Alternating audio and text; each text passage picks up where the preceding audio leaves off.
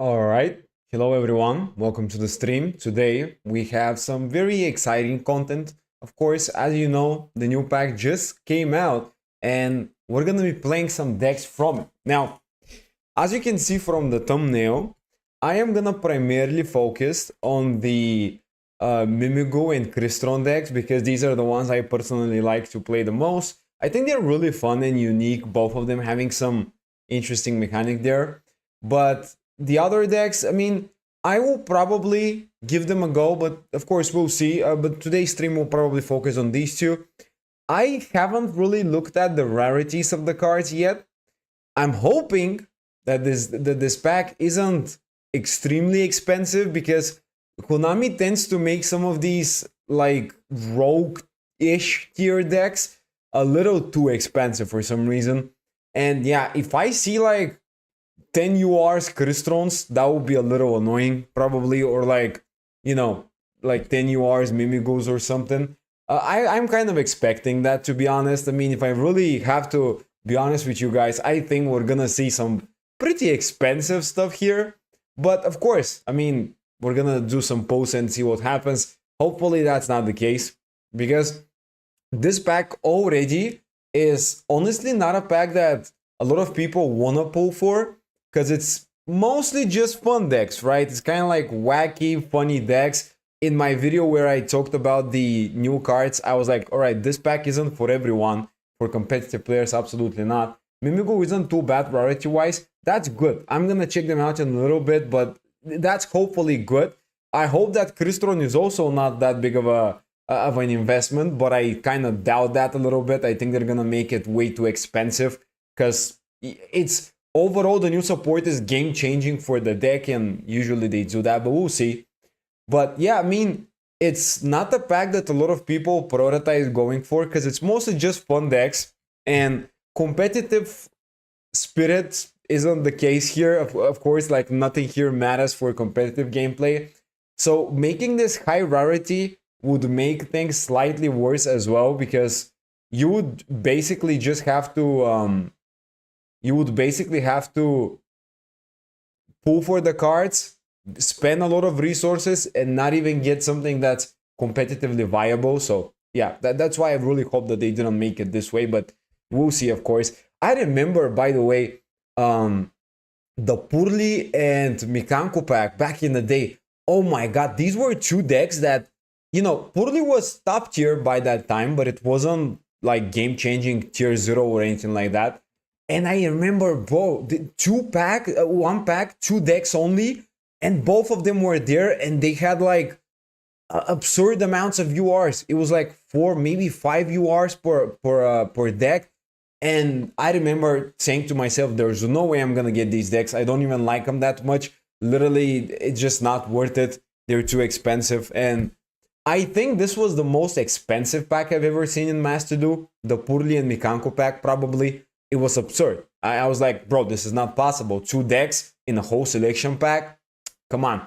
And funnily enough, nowadays, we kind of get secret packs with almost as many URs in there as a selection pack. Maybe some of you have pulled for the branded alternative arts. Bro, this pack has like 8 URs, I think, or 9. This is like almost selection pack worth of value there, basically. It was absurd. And I was like, bro, this is way too expensive. But we did whale on that, which is a whole different story. I was like, all right, I'm gonna get the map for the skin, but not really pull for the cards.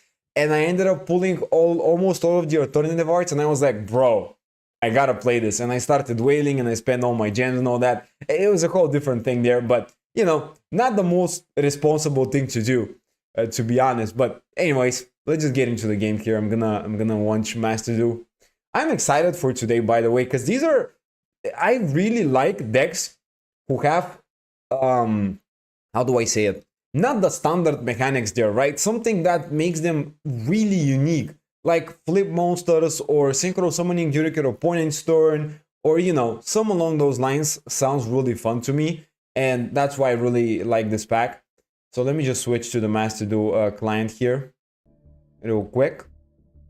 Are we gonna? Okay, yeah, that's good. All right. By the way, I just dropped to platinum because I hit diamond 1 and I couldn't hit master rank. That was ridiculous. I tried to grind a little bit, but I failed, and I was like, all right, I don't care. Let's just remain platinum. It's not that big of a deal. Anyways, let's just see what the pack's all about, right? First of all, is there anything new other than the pack? So this is the selection pack. New secret pack. That's for goblin bikers. Okay, interesting. What? Upstart Goblin is here? Bro, don't tell me they put Upstart Goblin here literally because it has Goblin in its name. I think this might be the case. Well, this is very funny. I am like very surprised that they would put a card in here, because usually when they put something in the pack, it has some sort of a reference. It's literally just Goblin. Like, that's literally all of it. And wind-ups just to make it more expensive. Okay. Yeah, I mean, let's just do the free poke here, I guess. Maybe we're gonna get something. Okay. Wind-up, Arsenal, Zenmayo. I haven't played this deck, by the way, ever, so I have no idea what it does. Mimigo Room. Oh, that's a new mate, the new mate's base. Oh, this is cool because it's like a bunch of treasure. And I would assume there's a dragon as well as a mate, maybe. This is Scrap Recycler. Okay, I don't know the reference with this pack, but okay. And a bunch of card backs. I think that's all of it, right? Wait, like, am I tripping, or why does it have the base and then literally has a dragon mate on the base, but the dragon mate isn't available in the shop? What the hell? That's so weird. So apparently they're like, is that supposed to be like a tease or something?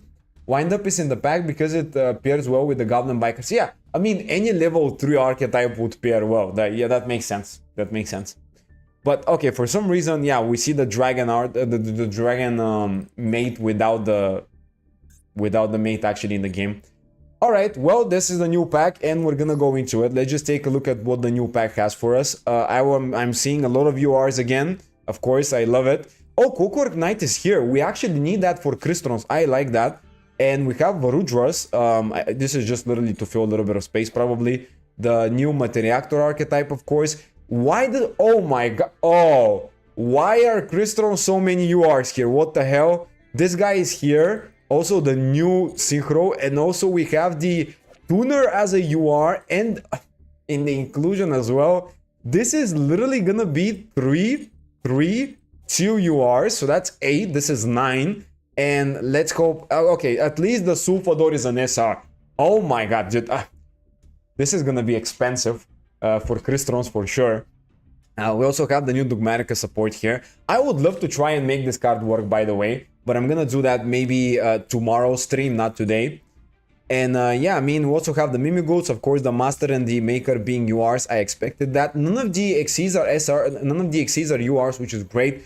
So all in all, I think that the most expensive deck is actually Crystons here, funnily enough. And well, I mean, yeah, let's just hop into some packs, I guess. Dragon shows up when the base is placed and disappears after the duel starts. Really? Oh, that's very interesting. Okay, that's very unique. Yeah, I think that's cool. But still, having a Mimigo mate would have been nice too, I guess. I don't know. Alright, let's just start with the first tempo. I have 7,000 gems, not a lot, but if we end up being slightly lucky, it will be enough probably. So let's just do it. Let's see what we get for the first tempo here. Alright, 1 UR. Okay, we're gonna do this manually, then we're gonna maybe skip like 1 or 2 and go from there. Let's just see what we'll get. I'm hoping to get like enough cards to build the Mimigoats and the Crystons. Everything else, I am okay with not building. Right? I don't think it would be that big of a problem. First UR, let's just see what it is. This is the Materiactor UR. Not particularly excited about this archetype, but we could try it out if I see something fun for that. But I'm not particularly excited. Oh wow, whaling new packs. Not whaling, but spending like 7k gems. I'm not gonna whale anymore. I think this would be probably enough to build some decks. Hopefully we're gonna build something here. Alright, nothing. Oh, Fork is actually a rare. Okay, that's cool. Yeah, but I really don't want to whale again, since the last time I whaled for the branded altars, that was a little too much. But I got really lucky there, so that's a thing. Sol and Luna is in here, and first copy of Tristaros. Alright, that's what I'm talking about. Oh my god, we love this. Okay, first copy, we need to place it. Why is this card here, by the way? Is it just because it has like a bunch of flip reference archetypes? I would assume so. I actually wanted to build a deck using this card, by the way. I wanted to play Flip Ninjas. It didn't work very well, so I ended up just not playing it at all. But yeah, I mean, it's a fun card. I guess we could give it a go in Mimigo, although I don't really think it's gonna be that necessary. It is kind of cool because you're able to kind of flip your own monster and your opponents, but a lot of the times you don't actually set up that board, you know, with one monster on your side and one on your opponent. It's more so just like pretty standard. Just one monster on their opponent's side, of the field. You can easily flip it by yourself, so yeah, really doesn't matter that much, but we'll see. Maybe we're gonna try it out for fun. Anyways, now hopping into the second UR. Let's see what we have here. Oh, actually, third UR. That's better. Okay. Materia Actor is being used a lot in the OCG. Okay. I'll give it a go if we get some of the cards, definitely. I do like the idea of it because it's kind of like Gunkan Suship's vibe with the normal monster. Second copy of Meltdown. Well, I mean, listen, we are slowly building this, I guess. Sorry, I didn't get a notification. It's fine, dude. Welcome to the stream. We're just starting, so it's not anything. You haven't missed anything. Did I miss something? No, we just started. All right. Oh, again you are. That is very cool. Okay. Yeah, let's just see what we get here. Okay, Archfiend's a good card, of course. This is nice, and we already have that, so that's kind of a waste. By the way, I really hate that this card's in here because it's just a card that, I mean, it makes sense to be here because people usually wouldn't have it, but like, yeah, I have it, so I feel bad about pulling it. All right, first tempo was great, actually. Let's just hop into the second one. We're gonna skip this one, just see what happens. We get Varudras, I already have that, and we get one Ryugia Rising. I wouldn't really care about Ryugia that badly, but we'll see. One copy of this is great, I do want to play it. The rest is just a bunch of the Ryugia cards here, which is kind of cool. Let's go for another one, right? Let's just skip this one, I guess. Oh, one Maker, that's good. One Inclusion, that's good. Second Ryugia Rising. Yeah, okay, I mean, this is literally just the tempo of consistency. Like, literally all three of these are just consistency cards. But yeah, that's cool. All right. Let's just do one manually again. Oh, no, this is not gonna be manually. Let's just skip it. Oh, come. Okay, I mean, I'll take it. Sure. Why is this? This is in here because of the Ryugia cards. Really, they really try to add a lot of random stuff in here to make it more stuffed. Like, yeah, literally any reference whatsoever is enough. It says dinosaur. Sure, let's just play all of the dinosaur cards in here. I'm surprised that they didn't add like a fossil dick, for example. That would have been just ridiculous. But yeah. All right, next pull. We're gonna do this manually now. We're not gonna skip anymore because it's no content there. It's literally just one button. I just wanted to see what will happen real quick. So this pack, I believe we might pull a lot of cool cards because there are a lot of SRs and shiny stuff. Hopefully we're gonna get something. I think we need from the Crystron cards, like we haven't pulled the Synchro. We need the Tuner and the Spell card more copies of. So yeah, definitely need a lot of cards from the Crystron pack, from the Crystron deck, pardon me. But yeah, Mimigo wise, I think we haven't pulled a Master, we just pulled the SRs. Did we pull any Mimigo URs? Oh, we pulled one Maker, sure. That's cool. By the way, Maker is a very good card. It's a generic search for any flip monster, which is just incredible. Okay, we got Sofador and Dragon. Dragon is a playset, by the way. This card's very good. By the way, I do like, as an archetype, Mimigo, because it's just the first archetype that actually makes flip monsters work a lot better. Slime is an SR, interesting. Because it's like, usually when you design flip cards, the one problem you have is the fact that the flip mechanic is just too slow, and the game is just power creep to the point where a flip monster, even though it would have on paper a better effect, is just way too slow. And making them efficient with multiple different effects like normal or special summon effects makes them a little bit better. I do like that for the archetype. First copy of Tensei, that's cool. I mean, that's the pendulum for the Ryugi archetype. You need this one and the ritual one to pendulum summon essentially. Next up, another Archfiend. I think that's a playset now, which is not bad. I mean, it's cool. The first, what about Crower? Crower is not that good in my opinion. If a flip archetype makes you wait a turn to resolve the effect nowadays, it's too slow, right? So if a card cannot be self-efficient by itself, it makes it a little too slow for the gameplay nowadays, right? I think that Crowers have cool cards like the World Legacy Pounds that help them flip them, but it's still like, you know, it would be better if they have additional effects when they're normal or special or something like that. I think this would be a little bit better. Or something like Subterror where they are self-efficient to the point where you can flip them face down, I guess. Alright, playset of the Ryuga Rising. I mean, at this point we just have like most of the Ryuga cards. Alright. 2K more gems. It doesn't go very well. I mean, the pools aren't going that well nowadays. Today. I would hope to get better cards because so far we can't really build many decks. But hopefully we're gonna get some there. Alright, we don't need that. This is a one-off for sure. Definitely a one-off. That's very sad. But yeah, in terms of flip monsters, I think that the main thing is how do you make them self-efficient or at least somewhat self-efficient without them being too slow. And I think that's how you do it, really. Alright, let's see. Maker is a good card. I definitely need this. Alright, that is fantastic. I do like pulling this card. That is great. Let's see what we have here. Another Soul and Luna. What is that? Cataclysmic Circumpolar Chilbolania. If a face-up water monster is destroyed by an opponent's card, effect, or by battle, you can special this card from hand. This is, yeah, whatever. As somebody who has played Crower since release, Crower hasn't been good. It's always been nice at best. Yeah, that's what I'm saying. I mean, every flip archetype is just too slow by itself. And yeah, you need a little extra. Alright, we do need the Clockwork Knight. That is very good. I do need that very much for Cristrons, actually. This is an incredibly good card to get for Cristrons. Alright. Nothing? Okay, that's fine. Yeah, I kind of would have preferred to have more than 7k gems, but I think we can make it happen even with 7k, hopefully. I mean, everything is just a little too expensive here, but yeah. I've put on too many packs nowadays to the point where I have less gems available for the selection pack. I definitely built a lot of decks so far.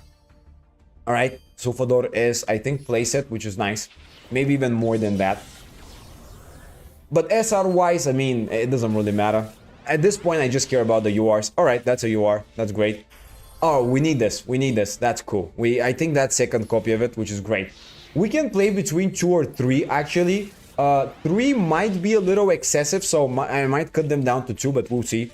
In general, you would prefer to get it maybe on the field straight up, not from the hand, but, you know, 2 or 3, definitely. And final one, let's see what we get. Yeah, this is... At this point, this is the 4th copy, I think. Dude, the Ryuga archetype just really likes me, apparently.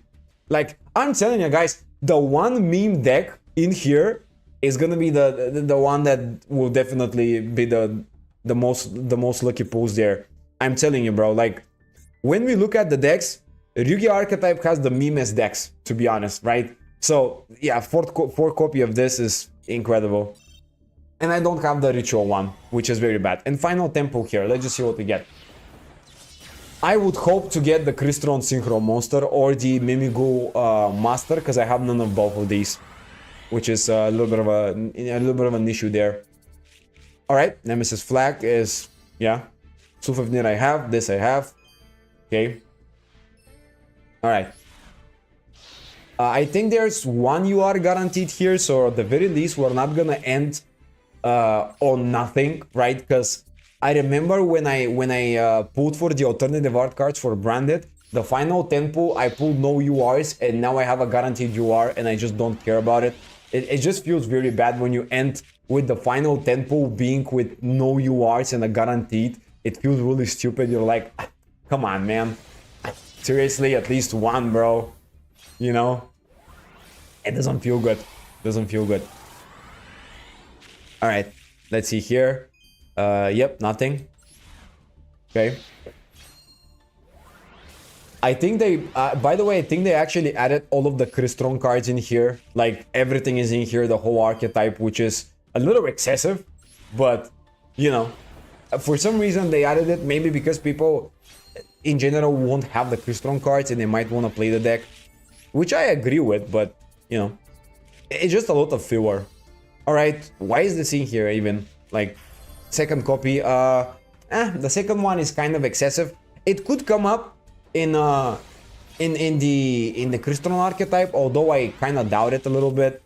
It could come up, but it could also be a little irrelevant. Oh, and Phoenix is also in here. Yeah, literally the whole Crystron archetype. Every single Crystron card is in here, for sure. They really went all the way with it. All right, nothing. Sure. Pack number 9, second last. Can we get one more UR at least? That would be nice. Nope, nothing. And final one. Right? There might be something here. Might be something. Let's see. Oh, yeah, the final card. Okay. That would be great if I pull something that I need. Let's see. We don't care about that. We definitely need this. All right? I'm good with that. I am definitely good with that. All right. Well, I mean, that was it. 7,000 gems. This is what 7,000 gems can get you, by the way. Something like that. Of course, pulling 4 copies of this wasn't really ideal for me, and pulling like duplicates of these 3 was a little bit too much. And yeah, but in general, it's not too bad, I guess. I mean, we did pull most of the Crystron cards. We just need the Synchro and this card, so that's good. And yeah, I mean, let's just get into deck building, see what we can do. First of all, I'm gonna have to disenchant a bunch of things so I can get more UR points. I'm gonna have to go. I'm gonna have to go and dismantle some things, of course. So let's go SR and URs. We don't care about that, bro. I have 6 copies of Sulfafnir. That is, yeah, that's why I don't want to have these cards in the pack. I feel like it's a little bit of a waste to have them. This is only good as a one-off. This is only good as a one-off. This is, yeah, this is 1 to 2 of. This is, I mean, yeah, I guess we're gonna play it. Maybe I'm gonna get rid of, actually, I am gonna keep Misk, although I don't think it's necessary to do that. Dungeon is a playset. This, I don't even know the ratios for the Ryuga cards. I would assume 1 to 2 of every single Ryuga monster would be good, so I'm gonna keep them. This is definitely a one-off. We don't care about these that much. This is, I guess, useless. And yeah, this is kind of what we can do.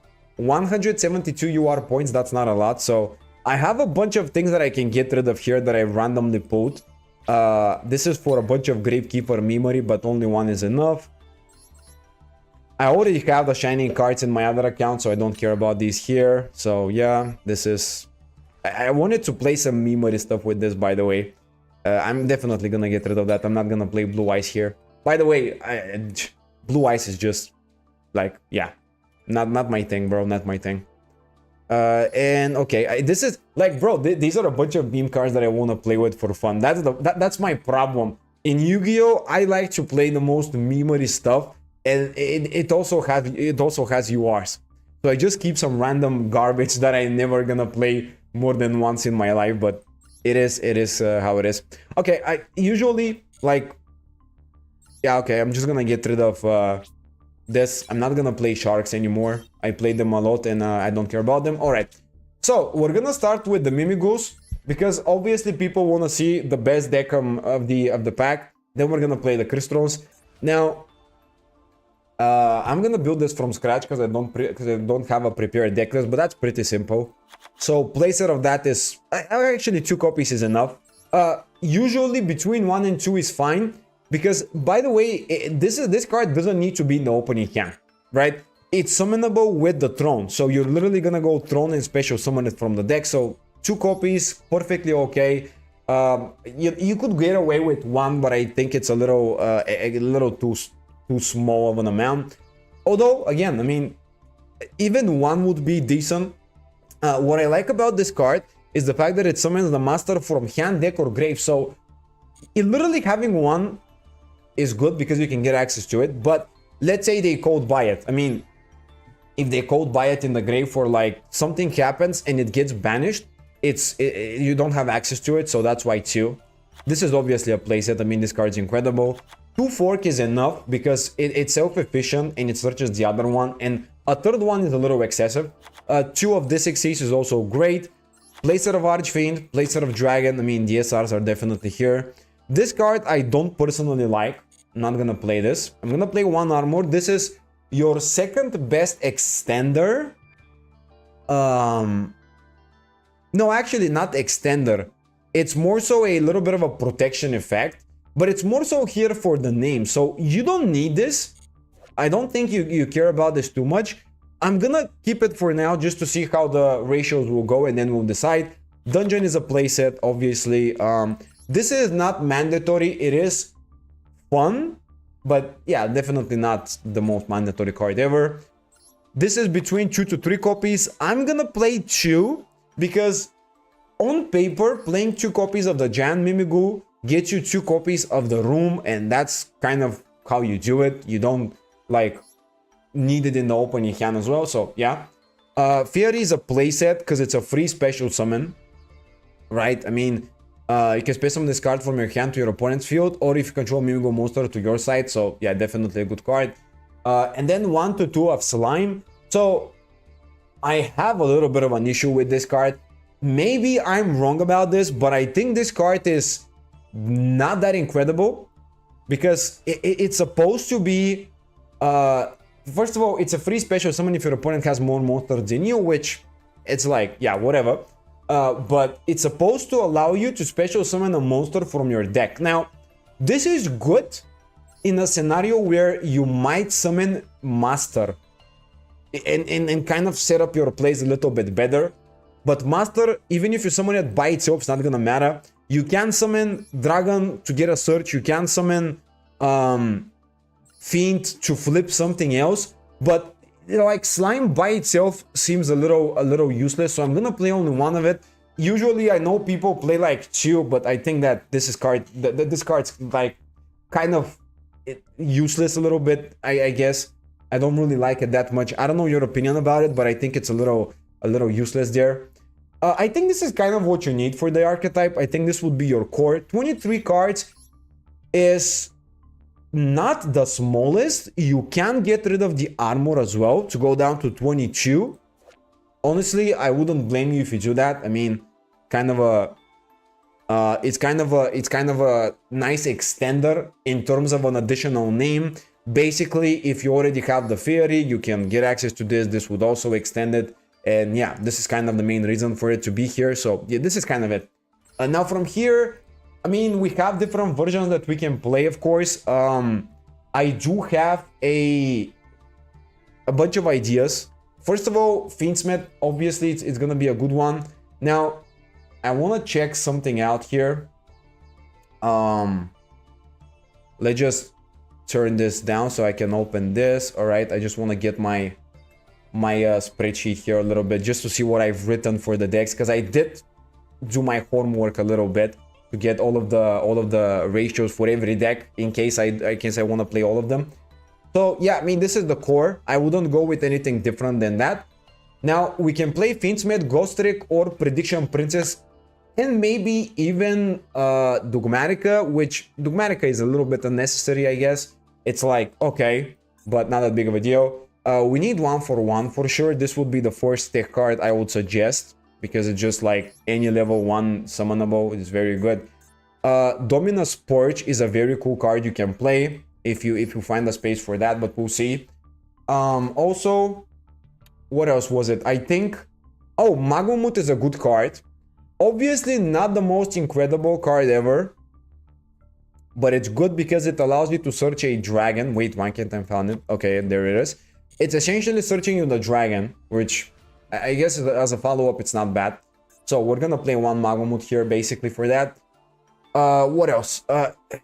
We could play this card. This is basically like basically a search, right? And it's not bad. Of course, it's not that bad. You do lose 2,000 life points for it because you're not gonna end up normal summoning it the majority of times. But it is still a cool card, so I'm gonna try it out because it's just a searcher. I think that it's better to prioritize searching rather than just small engines, because yes, I can play 29 engine, but that doesn't help the deck. I would like to have a little bit of consistency there. So I'm gonna give it a go. It's a decent card. It's not like anything exceptional, it's just a cool card. And now, final card you can play if you want, it's Guard Dog. So basically, your opponent can pay someone for the rest of the turn. So if you manage to get this to your side of the field, you kind of just floodgate them, which is cool. But it makes very little sense to play this if you don't play Prediction Princess, because it's not like you're gonna set a monster to your side of the field. You would much rather prefer to set to your opponent. So yeah, it's kind of like unnecessary, but I just wanted to mention that for anyone interested in building this. And it's basically just hand traps from here or Fiendsmith. If we were to play Fiendsmith, that would be probably good enough. I'm gonna try to not play Fiendsmith for now, maybe, because I don't think it's gonna be very fun to watch Fiendsmith combos over and over again.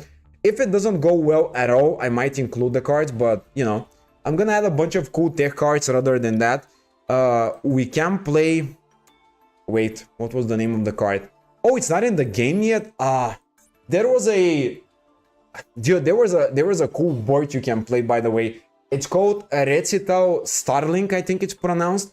It's basically a level 1 that can go into... that can help you go into... Battle Cannery, I think. Wait, let me just check. I've written this down. No, actually, no. This is for the Lyrisk engine. Hold on. I'm mistaking a little bit. It's a different card. It's called Ripple Bird. That is the card that I want to add. I don't know if it's in the game. Yeah, it's not in the game. So yeah, Ripple Bird is a cool card you can play, but it's just not in the game yet. So I'm just gonna go with standard cards, basically. You can play either or Link, Kuriboh, and Anima. These are two that I've written down because, you know, if you were to link summon, these would be the plays. I don't consider them to be necessary. The same way I wouldn't consider IP SP to be necessary, it's just standard. If you don't play Fiendsmith and you have two bodies, I mean, clearly IP SP is gonna be good. So that's kind of my thought process there. And of course, I forgot to mention Downward plus Zeus. I'm gonna do a deck profile, but it's just gonna be like I'm just getting everything in the deck here. Yeah, I mean, this is literally now open. You can add whatever you want. I do like one idea. Basically, I do want to play the Ensemble Robin, because this is a cool card to get additional interruption. It's not necessary. It's just like cool rank 1. Also, this is not terrible. Basically, this allows you to search a level 1 winged beast. Now, usually this would be Battle Cannery, because later on, you can link off the Recital Starling. For example, for IP plus an additional monster, you can use Barrow, target one Lyricless monster, space summon both this card and that monster, and then you cannot summon anything but Xyz monsters. And one more level 1 monster gets you to an additional Xyz 1 for, let's say, whatever, and then you go into Utopia Draco Future. That sounds very cool, right? I think this is a cool play. That's why I've highlighted it. It's cool, it's fun, and I might give it a go. Now, you don't need to play anything else for the Lyrisk engine. I think it's gonna be unnecessary. This would be just a nice way to extend and access Draco Future. So we're gonna give it a go. Of course, the deck list might change, so I'm not gonna go with a full deck profile for a video before we're done with experimenting. This would be my first experiment. Obviously, if you just play Fiendsmith engine, it's gonna be better. I mean, wow, you know, but yeah, I just don't want to play Fiendsmith engine all the time, bro. It's just boring. Let's just go with Utopic Draco Future. Okay, and I mean, that's cool already. And yeah, I mean, that's kind of what you need, bro. Like, this sounds very cool, you know? This would be your deck. Typhon is, of course, not necessary, as I said. Anything else that I'm forgetting about? I don't think so. I guess you can play also the Lyrisk Assembled Nightingale, basically to go for OTKs. However, there's one thing you can do to get OTKs easier. Giant Mimigoo basically allows your monsters to attack directly, okay? Non-Xyz, right? So you can literally just attack with these guys. Now, in order to make this happen, you gotta have the Feud spell. because that makes your monsters gain attack equal to their defense, which means you're gonna get like 20, 25, 1900, and then, you know, like 21, and that would give you close to, if not game, right? That's the idea. So that's why you don't need the Rexy's one Limitless monster. I think this is it. I mean, this would be your pure version, I would say. I mean, that's cool. And now hand traps wise, Maxi, Imperm, Code Buy, Ash, and then the Dominus Purge is what I like to play as well. So Purge makes you restricted from activating Dark Water and Fire. So you gotta make sure that nothing in here is Dark Water or Fire. This is Dark, but we're not gonna use the effect. This is Light. So Typhon is the only Dark. So maybe for that purpose, we gotta cut it. Also, these two are Dark, and these two. So you gotta have to prioritize playing... if you were to play Dominus Purge, you gotta prioritize playing Fiendsmith. Because if you play Fiendsmith, you're not gonna use any of these 5 cards, and these would literally just be switched for Fiendsmith cards, right? If that makes sense, I hope you understand. I mean, it's pretty simple, but you basically play Fiendsmith and then you have no Darks. And basically you cut Magma Mood because it's a Dark, that's it. Yeah, anything else, it's good to go, right? So, yeah, for now though, we're not gonna play Purge. We're gonna be playing it like that. And of course, if it doesn't work well enough like this, I'm gonna go with the Purge and basically Fiendsmith, as I said, but we'll see. And finally, I mean, anything goes, just literally any hand traps. We have Maxi, Ash, Imperm, Code Buy. We have one space, I guess Cross Out is a decent card. I would love to find a cool tech card. Maybe a third copy of Room would be also okay. Or maybe we're gonna play like one Mimigo card. Let's see if there's a cool target there. So, Slime basically special summons to our side of the field. Now, I'm trying to make sense of this card still, because as I said, I'm not really the biggest fan of it. I think there's like better cards, but it is also a free special summon, so I guess that makes sense. This card is kind of stupid. I mean, it just basically banishes cards, which is not that big of a deal. But it is a nice protection, by the way, because your opponent cannot target face-up spells, which is cool. Not gonna lie, I'm surprised how cheap Mimigools are, only 2 URs. How cheap, yeah. They're way cheaper than Crystron, which is surprising for me as well. I'm like, what the hell? So yeah, I mean, that's kind of a cool thing you can do. Now this, it's cool, I guess, to play, but 2 is enough. Let's read, by the way, So and Luna, because I'm interested to see whether this card would make the cut. Target one monster you control and one monster your opponent controls. Face up, change it to face down, change it to face up. Yeah, but I think it's like... Yeah, no, I think it's a little weird, because sometimes you don't really want to flip your own cards face down. I think it doesn't work very well. How about Whereof Though? It's a level 1 support. Yeah, I already have it.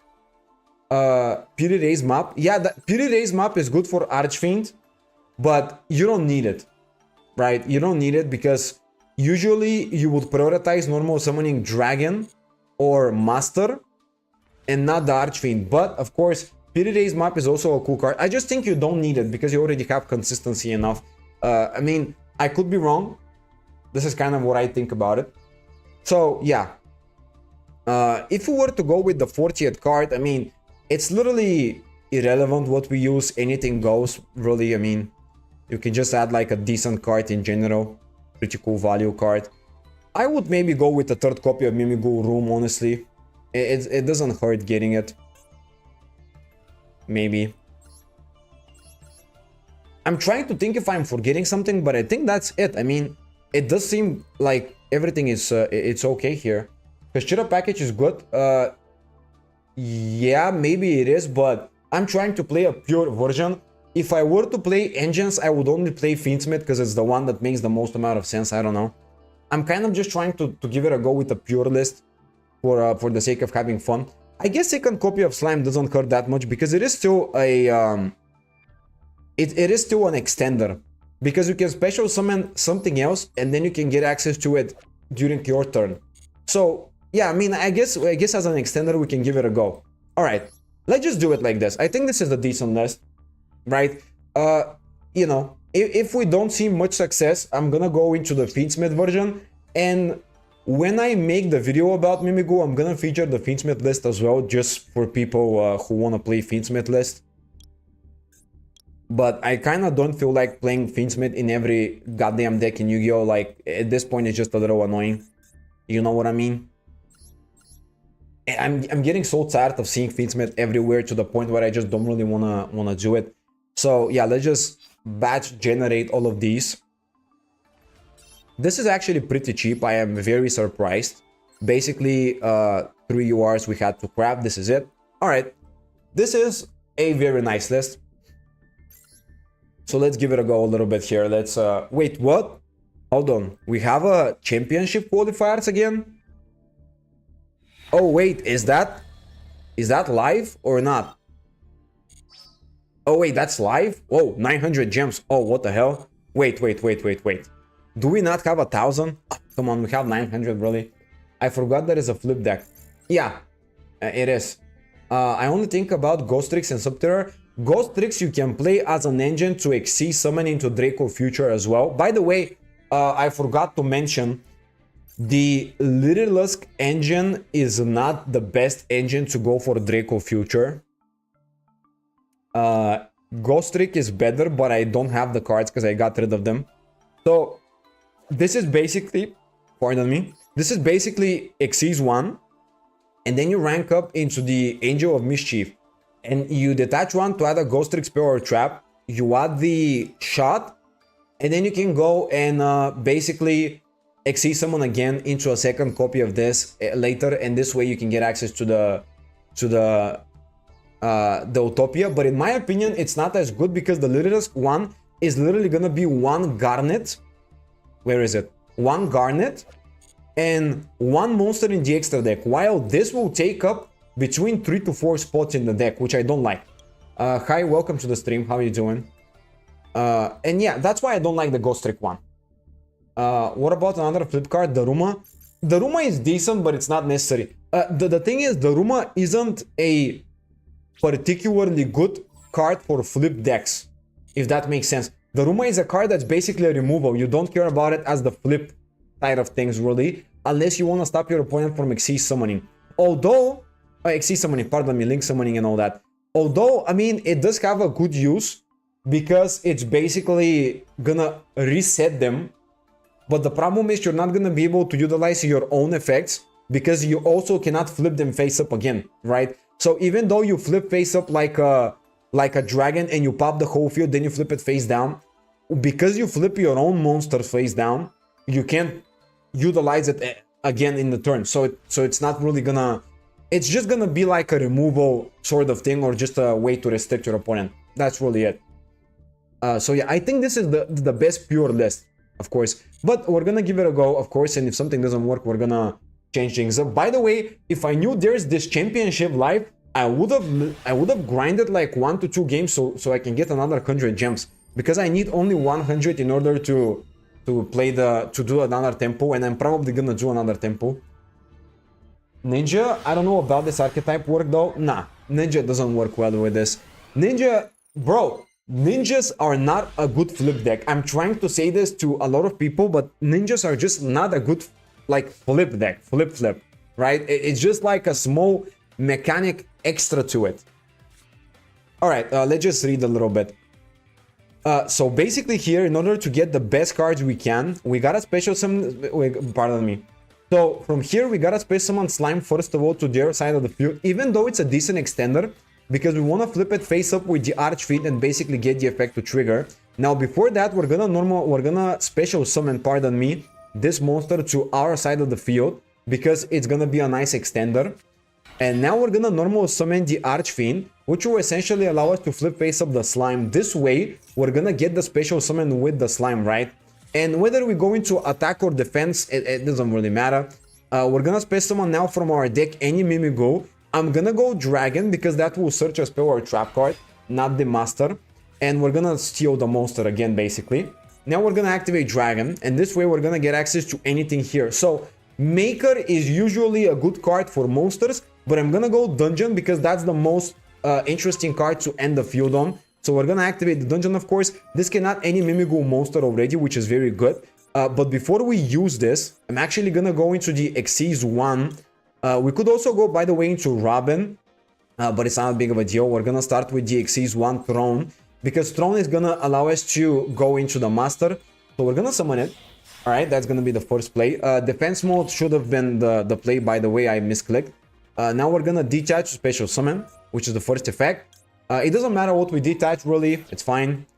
And let's just special summon the Master in attack mode, right? That's good. Oh, the animation looks amazing, wow. Okay, I didn't know this card has an animation, that looks amazing. So we're gonna use Master now.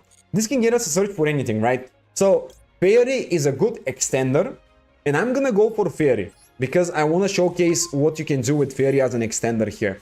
So you can special summon it, of course, if you control a Mimigul monster, basically. So we're gonna do that, right? Now you can also special summon it to your opponent's side of the field, of course, and that's also a thing, but I don't really think you should. Now we're also gonna have to go for the giant Mimigul, but before that, we're gonna go into the Lilirusk Recito Starling, because we're gonna get access to an additional play with it. So we're gonna use 2 of our monsters, and that's it.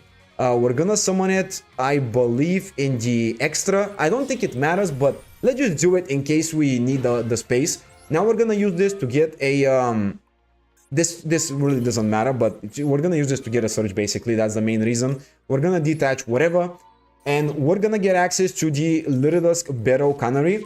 Now we're gonna be linking off that monster, but before that, let's just activate this so we get an additional play here.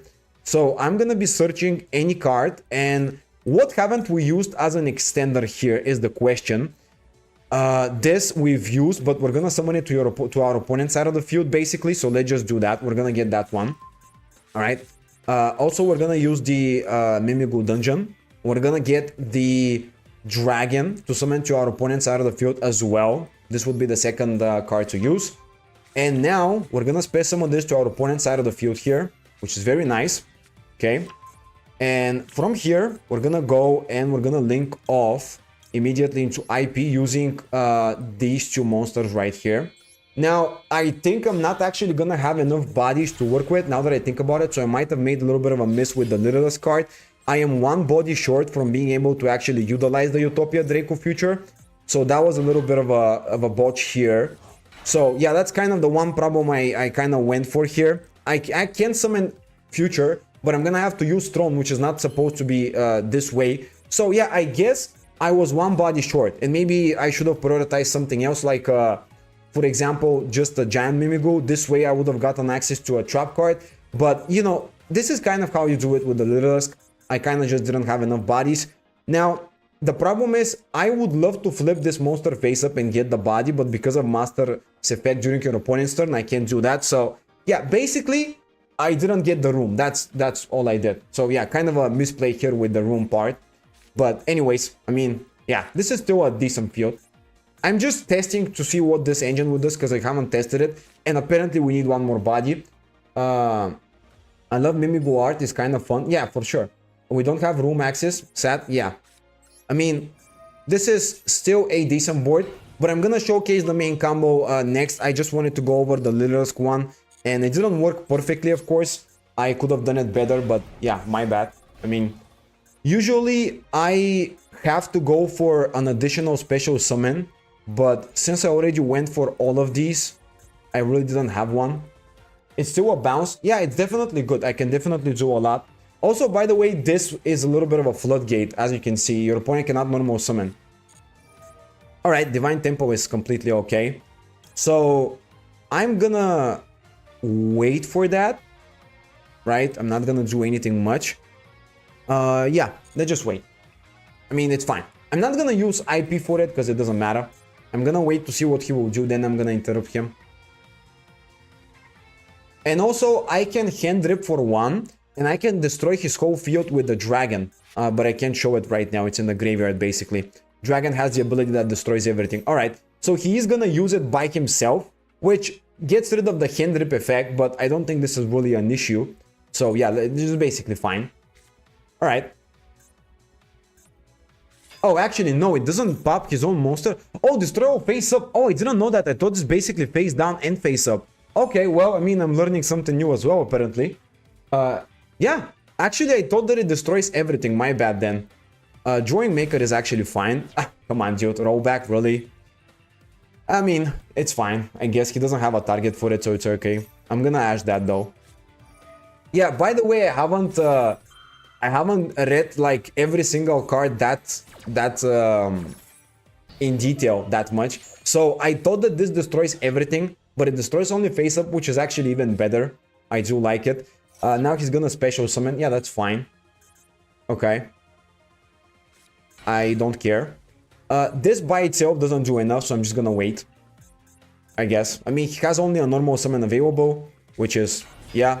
Alright, so I'm gonna go with the throne here, and I'm gonna equip it onto the master. Okay, this way I'm gonna get access to the effect and return to hand the oak, which means now he doesn't have two bodies, right? And now he has no normal summon, and that's it. I mean, that's kind of how we win the game.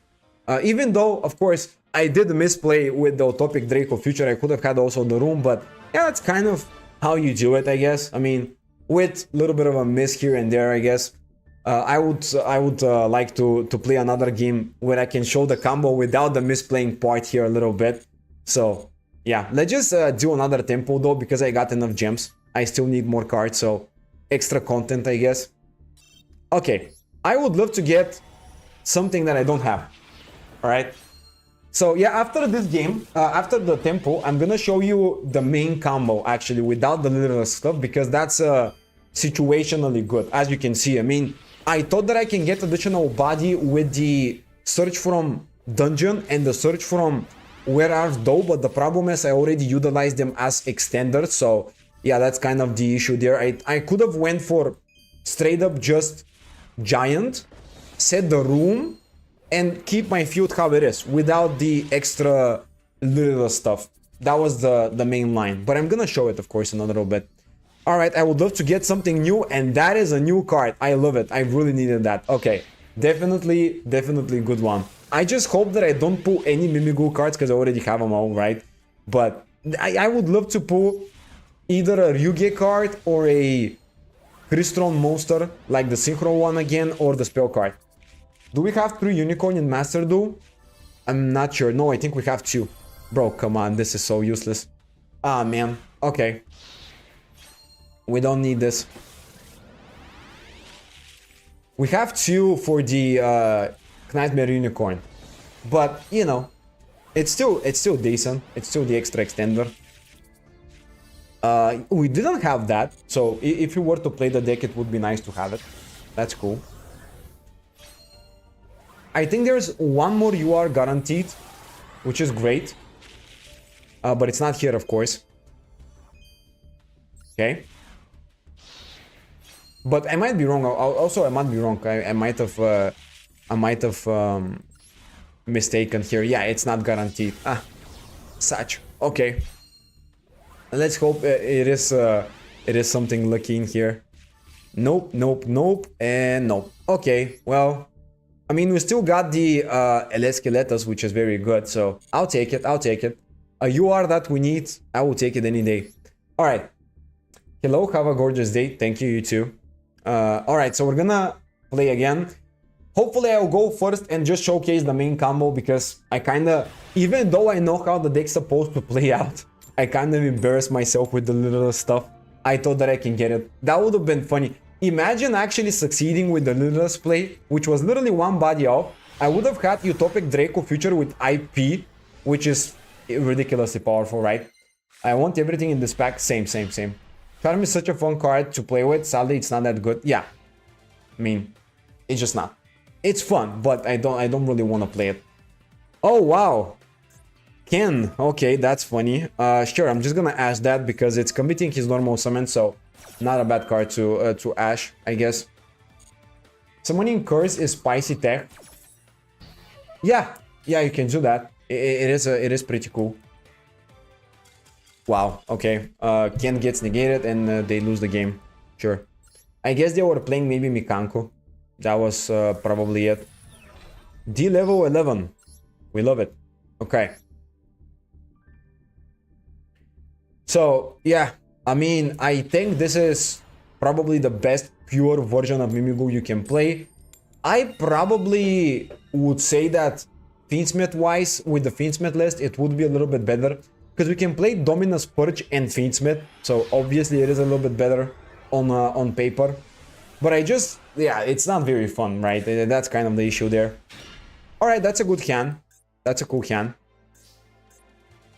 So with that hand, I would say we need to start with the Dragon Normal Summon, because it's gonna be a Spell or Trap card searcher, and that will get us, of course, either the Maker or the Dungeon. Either works very well. I would love to grab maybe the Maker to just get a bunch of flip monsters available, and maybe the Dungeon later. But yeah, I mean, it depends. Obviously, the Dungeon would be better in case we combo up, because this way we can get a Search for Room as well. So I'm gonna prioritize Dungeon now, but of course you can go for Maker too, depending on what you need. So now that we have this, we can get a search for a Mimigo monster, and I'm gonna be grabbing, I already have an extender, so we don't necessarily need that. I could go for Slime, which is obviously a decent card to go for, but let's see what we really need. I would say we kinda need just an extender, right? So getting like an armor would also work as a decent extender there, that would be nice. So I will prioritize now getting a monster that can be flipped. And then afterwards, I'm gonna prioritize on a extender. So let's just grab Archfiend. In case we manage to flip it this turn, it would be nice to hand rip. That's the main idea. Let's just set it here. Now we're gonna go with the Fairy Special Summon. You can always get Maker with Giant. Yeah, I can. That was my point, right? Special Summon to the field. All right. Now we are gonna activate the Wear Out of Duel, because that will give us basically an additional search. And we're gonna grab just an extender. Basically, armor is a good extender, but your opponent needs to control more monsters than you, so we don't necessarily need that now. I would say we don't really care about it too much. I would go for maybe Slime. So I'm gonna show you what Slime can do here in that situation, basically. I'm gonna Special Summon it as well to the opponent side of the field. Okay. Now, I am gonna go into the Xyz one and summon the Throne, right? That will get us the... basically the, what was it? The Master. That was the most important card we gotta have. Detach something, Special Summon Master from the deck, which is very nice. And now Master is of course gonna allow us to get additional searches, which is very good. And we're gonna use it to grab any monster. Now, what we usually would get is Fairy, but we already used that. So maybe getting, let's see, maybe getting a follow-up would be good. Archfiend is a decent card. Dragon is also not terrible. Dragon would be a priority because we can Special Summon it to the opponent's side of the field. Wear Out of Duel is a card I never considered. Yeah, definitely a good option for sure. So I'm gonna get Dragon because it's gonna be an additional play to the opponent's side of the field. And yeah, basically now I would like to activate the Fork. Okay. And I would like to flip face up the... Which one was it? It was the Archfiend that can hand rip and the Slime that can Special Summon. So I'm gonna go Slime. He's either gonna flip it or give me 2 cards. Either way, it's still fine. The idea is that I target Slime specifically, because if Slime gets flipped face up, I'm gonna Special Summon another copy of Archfiend, which will also flip the Archfiend. And that will give me more bodies. That is why I'm doing it this way. And it really depends on what the opponent will choose, which is a little ridiculous. But yeah, I mean, he's gonna allow me to flip it, which is very good. So now we're gonna basically cook here. So we're gonna Special Summon the Archfiend, okay? And we're gonna get basically control of the Slime. Now Archfiend is gonna allow us to also flip the other Archfiend, which is a very cool thing to happen. And we're also gonna steal that one, because of course we can. Drawing the second Fork is by far the most useless card, because we would have searched it, but whatever. Discarding Nessie, which is fine, I guess.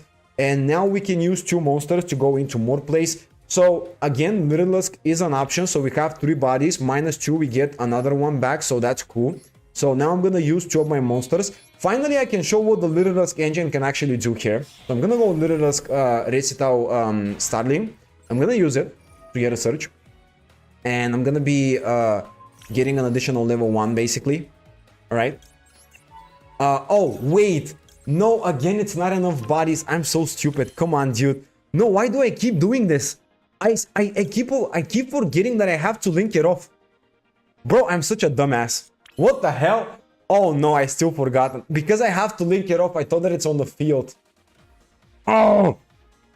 Okay, well, I mean, again, we messed up. I should have just went for the stupid giant dude. Why do I go for this stupid shit? This is such a bad card.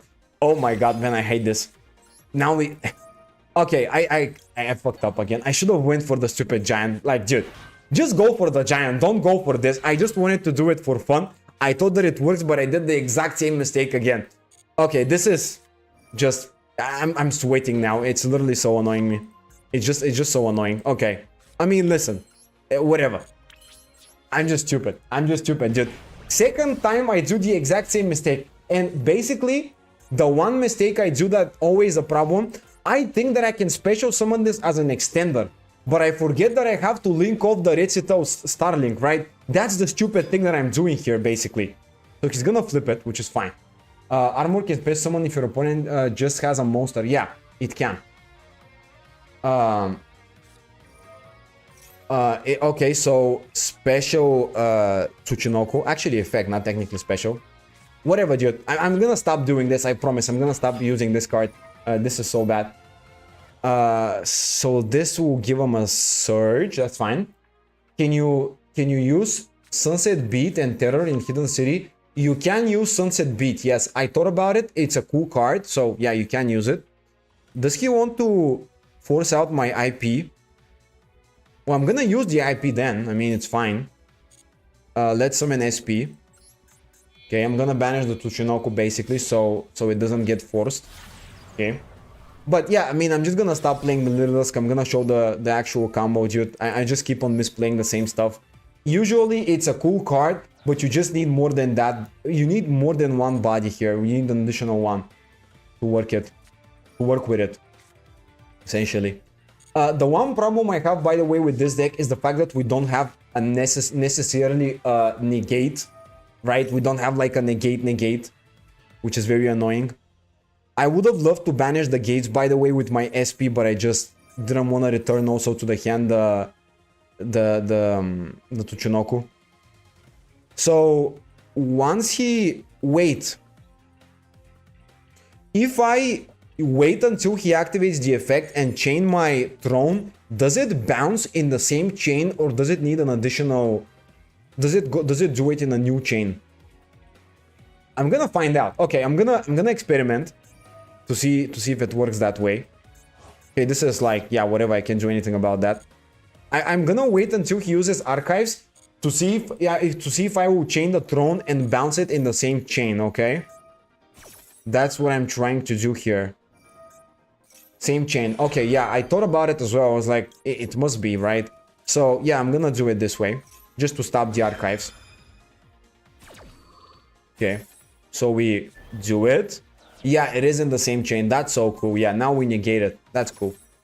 And also, he gets back the Rain Biox. Pardon me, he gets the search for the Graphite Space Summons, the Genta, not the Rain Biox. Right, sure. We have one import and an SP. Usually, we would have had also room, but of course, as I said, I'm just stupid. That's basically what it is. Just make misplays. Trying to do some wacky stuff all the time and I make some misplays because of that. Okay, that's a little bit of a problem because now I can proceed to the battle phase and force the SP. Oh, he's not gonna do that. Okay, let's just use SP then. I'm gonna get rid of the Rain Biox. I don't want him to have the Rain Biox because that's gonna give him rank 8 and more plays like that. Oh, come on. Oh, man. That's a quick play. And he didn't search it. He has it in the opening hand, which is very, very nasty. Very nasty for sure. Yeah, okay. Sure. I guess. I might lose the game because the Dark World is basically like a unstoppable combo deck. Just goes for play after play after play. Why did you use Graphanel? He misplayed. Wait.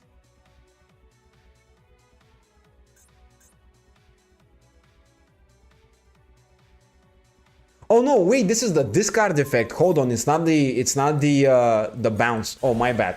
I thought that he used the bounce effect to bounce his own graph. I was like, what the hell? Did he misplay? But nah. I almost.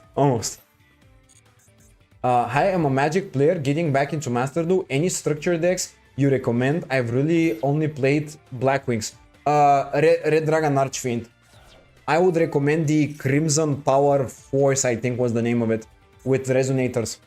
That's the cheapest one and the most straightforward combo -1. By the way, I'm also a Magic player. I've also played Magic for a long time. Use Red Dragon Archfiend? Yeah, definitely, Jude. Red Dragon Archfiend is now the best structure deck anyone can buy, in my opinion. Bro, the funny thing is, I would have won the game right now if I just went for the stupid Giant and not go for the stupid Littlest play. This is the final time I'm doing this. I'm just gonna go for the standard board, I swear. This is so annoying. I'm getting so frustrated because of that. But yeah, basically you build the Red Dragon Archfiend deck, either pure or just get like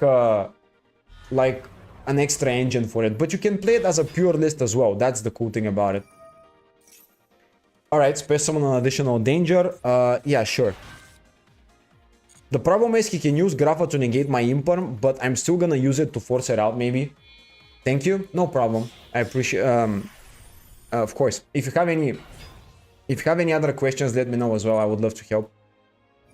I also, by the way, have a dedicated series, basically starting a new account for people to see how they can progress in the game. So I love helping people get into Yu-Gi-Oh! Because that's the one thing this game completely does wrong. Like, absolutely, like the worst possible game to start. I thought I recognized Archfiend and I saw it. It's in my Blackwing deck as well.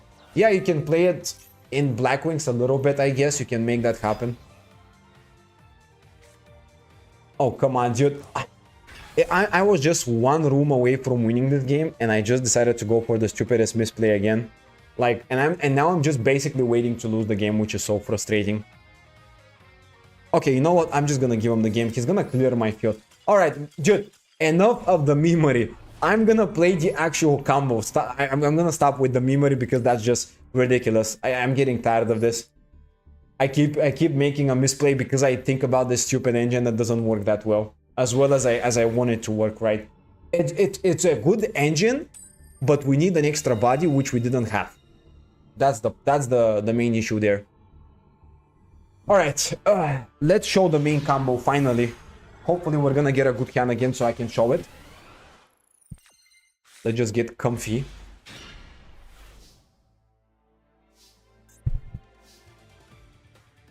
That's a particularly unique hand, by the way. Alright, so this isn't a good hand. The best we can do here is basically start with Master, because we cannot special summon the armor to our side of the field, and summoning it to your opponent's side of the field doesn't really make that much sense, so it's whatever. And my opponent might negate this. If it's an Ash, I have Code Buy. If it's anything else, I'm gonna struggle a lot. Hopefully he doesn't use an Imperm or something. No, he's not gonna negate it. Okay, that's good. Well, now I can get a search for whatever I want. So there are options. The standard option is just Dragon, and that's it, because you can just use it to flip face up and destroy everything, which is cool. But we could also do something else, I guess. We can experiment a little bit more than that. So yeah, if we get a Fairy, that's gonna be enough to go for a Link to play, but we don't play Fiendsmith, so it doesn't make much sense doing so. So I would just go for Dragon, basically. Although he can also flip it by himself, and that would be a little stupid as well. So I'm thinking about it, and I'm like, alright, if I go Dragon, he's gonna flip it face up by himself, and it's still gonna be worthless. If I go Archfiend, at least he's gonna go -1. So maybe this would be the best for the value, because usually Dragon can easily be flipped face up. So yeah, I would go for that. Draw is completely fine. I don't even have any plays by myself, so whatever. Let's just set this. I mean, obviously this is not a good hand. This is a pretty bad hand for me, and I don't really like it. And now I'm also gonna space summon this, because why not? I mean, it's just like whatever. I can summon it to my side of the field, but it doesn't matter. So I'm just gonna go into the opponent's side of the field, because it's basically gonna give me a little bit of a protection at least. Getting the extra body is irrelevant a little bit. So yeah, if I were to have another level 1, I would summon it, but basically the armor makes us have makes you have, pardon me, it makes it so that you need your opponent to have a monster. So you need to special summon first of all something to your opponent's side of the field, and we don't have enough bodies for that. So that's Memento Anguish, very interesting card to use. I'm gonna import that. I'm curious, can Mimigo use Tachyon? Yes, it can. the number attack on monster, it can use it, yeah. Chaining, oh, he's gonna destroy it so he protects the search. Okay, yeah, sure. In that case, I'm gonna chain the Maxi in case he does special summon it. Maybe I'm gonna draw a card, if not get the Imperm. Ash Blossom on the Maxi as well. Oh my god. Well, I'm gonna flip the Cold by here just to stop that as well. So at least I'm gonna resolve Maxi, not too bad. And now I'm gonna, oh no, what the hell? Oh, come on. Chainlink 7? Well, dude, just to go for Chainlink 8, I'm gonna chain Archfiend as well. The Master as well to flip the Archfiend. So, I think the middle one was Archfiend, right? So let's just get it. I should have summoned it in defense mode, by the way. That was a little bit of a mistake, but whatever. So, at least I'm gonna hand rip him for 1. And yeah, I'm still gonna get my Maxi negated. I'm not gonna be able to resolve Maxi. He is gonna be able to resolve the Bone Party and protect the search with Anguish, which is very nasty. And that was just like, what the hell happened? Chainlink 8, sure. And I'm out of hand traps, by the way. This was literally all I could have done. That was a combo. That was a chain of a lifetime. I don't know what happened here. But I think that's like hand rip for 1, which is decent. The only thing we did is go +1 and make your opponent go -1. That's it. We don't get anything else, which is a little bit of a problem. That's full combo, sadly. Yeah, it is. He can full combo, which is a little annoying. Searching the Sleepy. Now, hopefully, our Archfiend is gonna resolve and discard something good, because that's my only hope now. And again, dude, I should have summoned this in defense mode. My bad. But yeah, searching the Gothic. Ah, man. That's gonna be a nice card to discard for him. Not very good. I don't love this. Drawing Dragon is a good card as a follow-up if I survive this. At least. At least that's cool.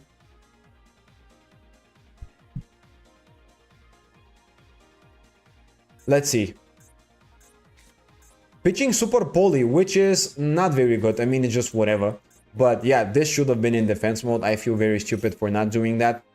And now going for Sleepy, and Sleepy is gonna be full combo basically. And hopefully I'm not gonna lose the game, but we'll see.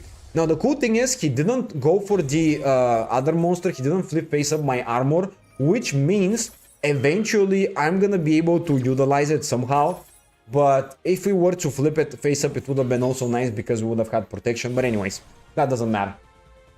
He's basically gonna combo off. I don't think we survive this. Yeah, I also think so, but you know, we'll see.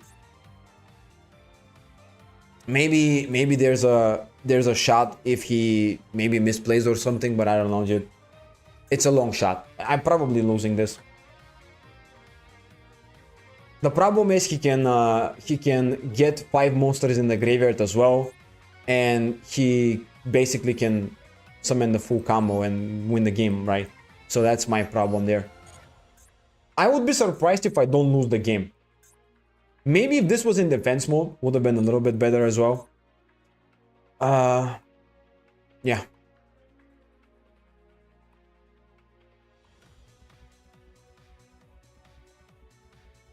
That was just a really bad starting hand, to be honest. I mean, I really didn't have anything I can do with the starting hand, and he had so many great cards.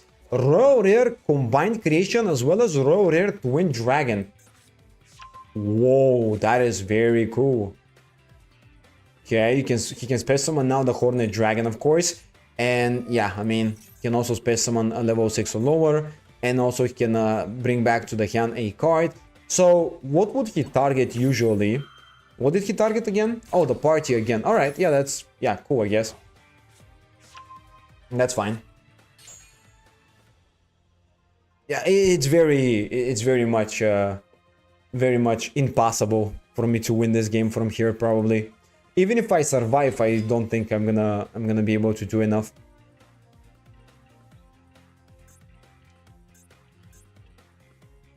Well, I mean, that's gonna be special summon now of... Wait, what?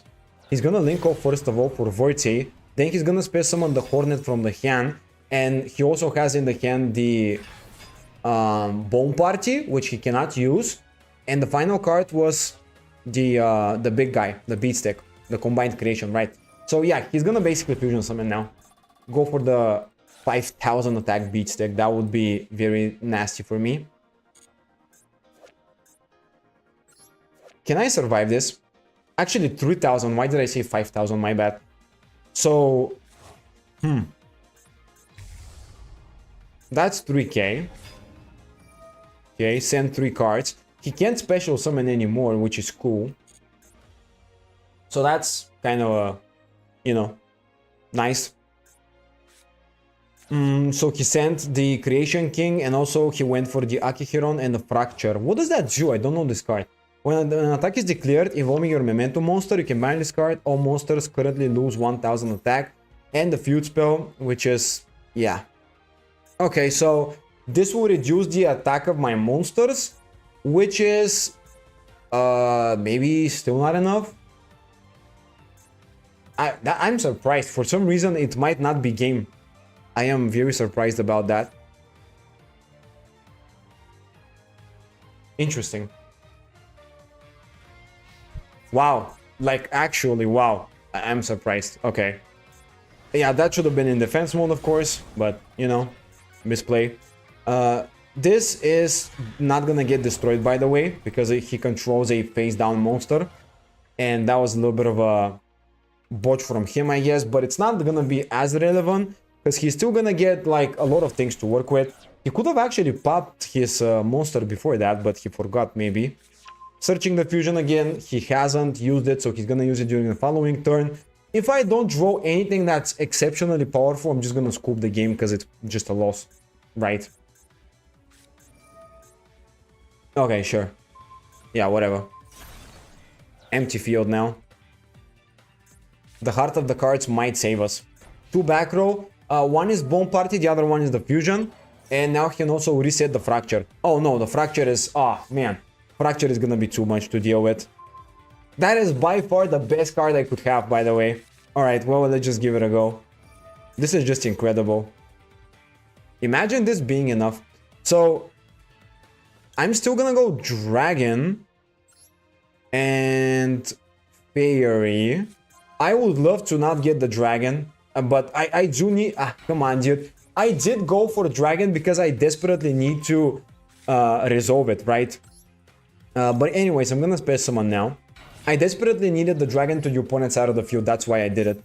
Now we're gonna get a search for a spell or a trap, which is gonna be the dungeon, but I still don't think that's gonna be enough. I mean, we're gonna do it, of course. We're gonna go one thing at a time.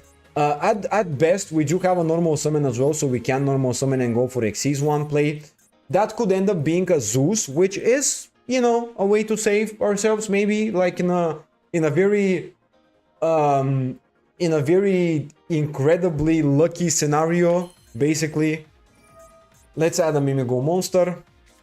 Yep, that will get popped. I already expected that. So yeah, I'm kind of just gonna go for the Xyz 1 play. That's the final thing I can really do. Okay, well, yeah, okay, sure. That's also fine. The problem is he's gonna fusion summon. And also he's gonna get a search with that. Yeah. All right, that's a little annoying. But the biggest problem is the fusion summon play. So, considering the fact he can fusion summon and destroy cards on the field, what can I summon as an Xyz 1 that could help me? This is a nice way to bounce the monster, but it's not good enough. Is there anything that I can use that has a little bit of a protection built in? Not really. I mean, I don't really see a way to do it. I guess Typhon would be a better option in that case. Maybe we gotta prioritize Typhon, because this way he's not gonna be able to use the fusion monster. That could be nice. I should have, by the way, special summoned the dragon maybe as well, but whatever. Now let's detach one. It's literally not gonna matter, but you know. We're gonna return. Okay. No, not really. I mean, yeah, but he's gonna pop my Xyz monster the moment I summon it, so it's also not gonna be good enough, right? If you think about it. Let's stack this. If I just Xyz summon into an Xyz 1, he's gonna fusion summon again and just defeat it. Like, I can't do anything with it, so this at least gives me a chance. And summoning Dragon on his side of the field would probably be good, But the problem is he's also gonna allow himself to basically pop everything, and that will trigger a whole bunch of Mimigu effects. So I really don't want that to happen. We could have Funcho, I guess. I mean, yeah, but I don't think I don't think it's really that good, right? Because if I go into like Dragon Special Summon to your opponent's side of the field, they're gonna pop their own monsters, which will set up their plays a lot better. If I were to go into any Xyz 1, it would literally just get destroyed because he's gonna Fusion Summon. So yeah, I thought about Typhon just because it's a card that restricts him from activating the Fusion Monster's effects. However, of course, he can still bring back the creation and still get game, so there's nothing I can really do about it. This is also, by the way, nice. I mean, I can use Maker now. It's not like I'm gonna be using it anytime soon. It's just +1 turn, but it doesn't really matter. Yeah, it doesn't. I'm really sure about that too. I also think that this is gonna be pointless. Okay, yeah, it doesn't matter, dude. There's no way, bro. Like, the hand was too bad. I had no hand. It was literally just scraping the bottom of the bottle, trying to find anything that could get me somewhere, but it's just like, yeah. When you break, almost break, it's not gonna cut it. Alright, come on. Give me a good hand. I want to combo off, bro. I want to just combo off nicely for once. It happens, yeah, for sure. It's not really our fault here. It's not like I could have done anything else. Honestly, the craziest thing was the hand traps, the chain links. That was like, wow. Have you considered 1-for-1? Yeah, I play it in the deck. It's in the deck. It's a great card for the deck. That's a very cool hand, by the way. Very, very nice one.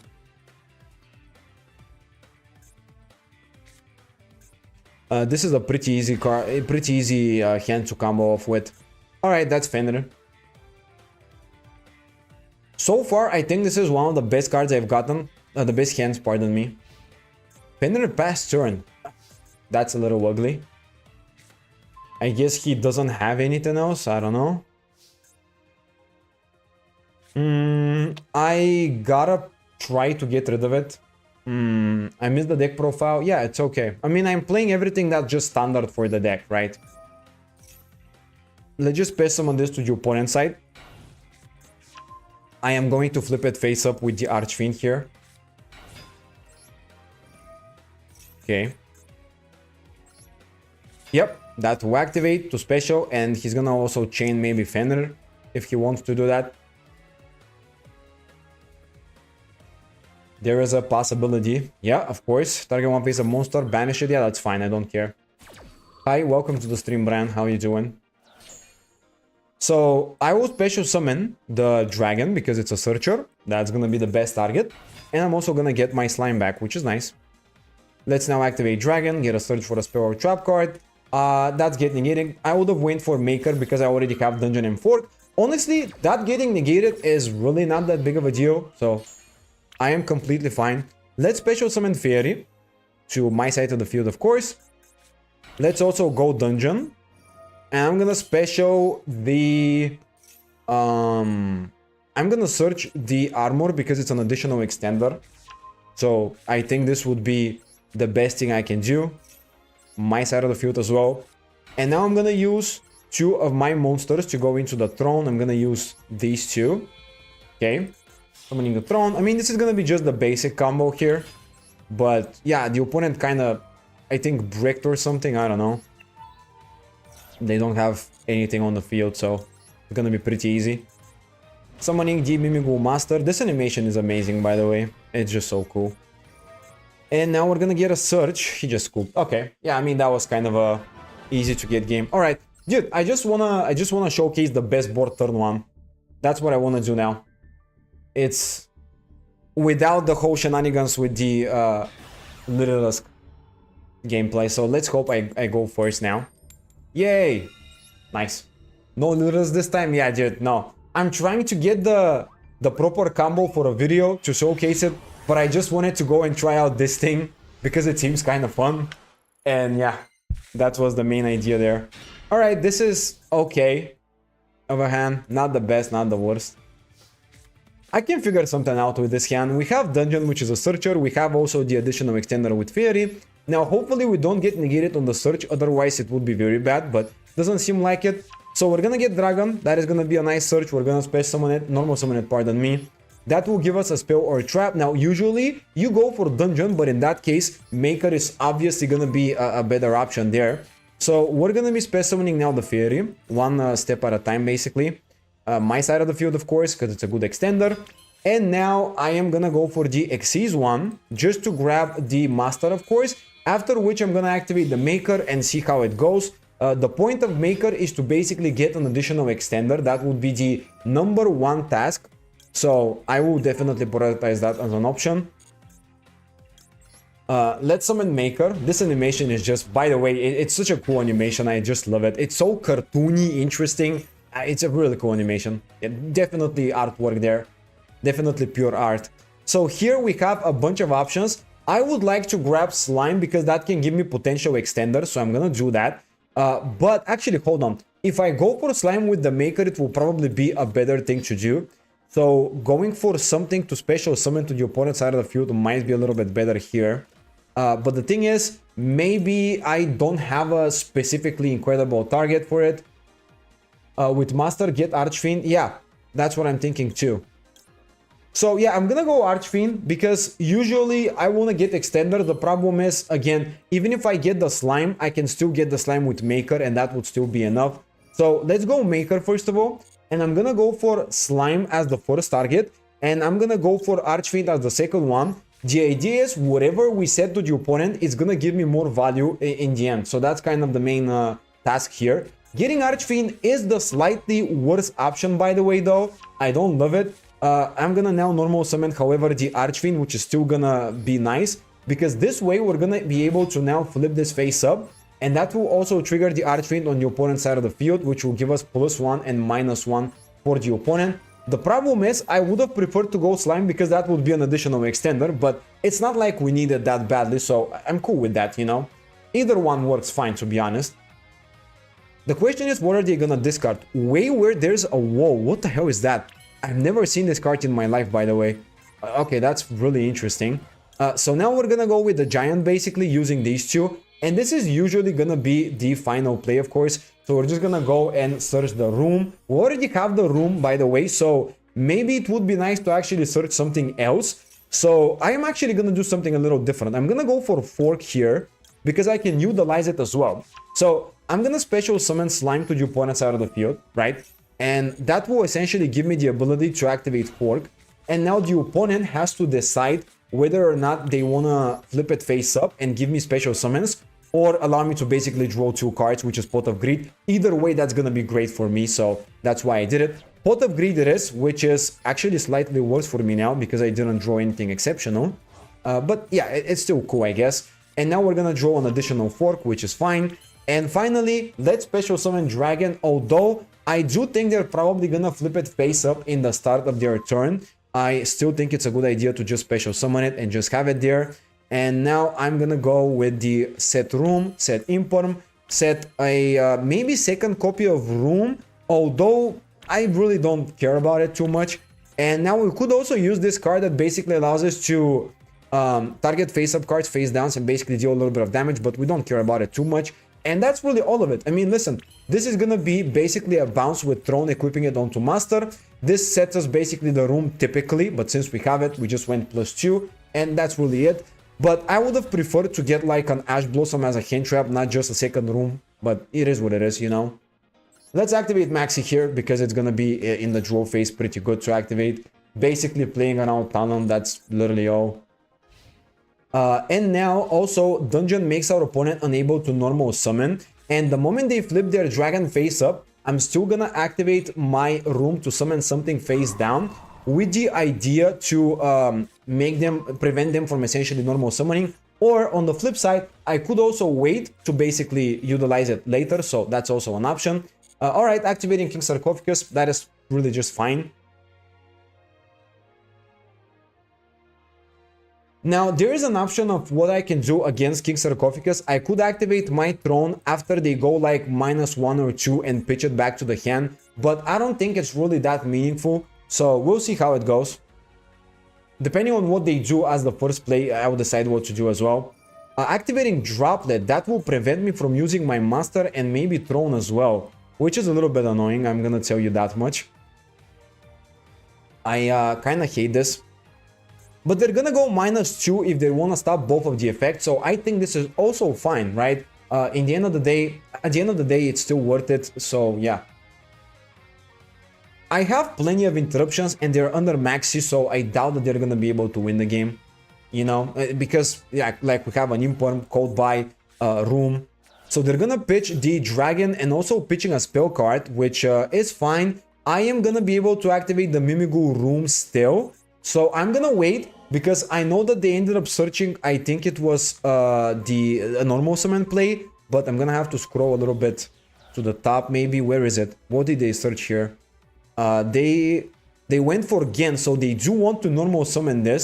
So what I'm gonna do is I'm gonna activate room, and that usually isn't necessary, but I'm gonna do it without flipping the monster face up, so they don't basically have a way to normal summon. That's kind of the floodgatey effect of dungeon, and I wanna utilize that.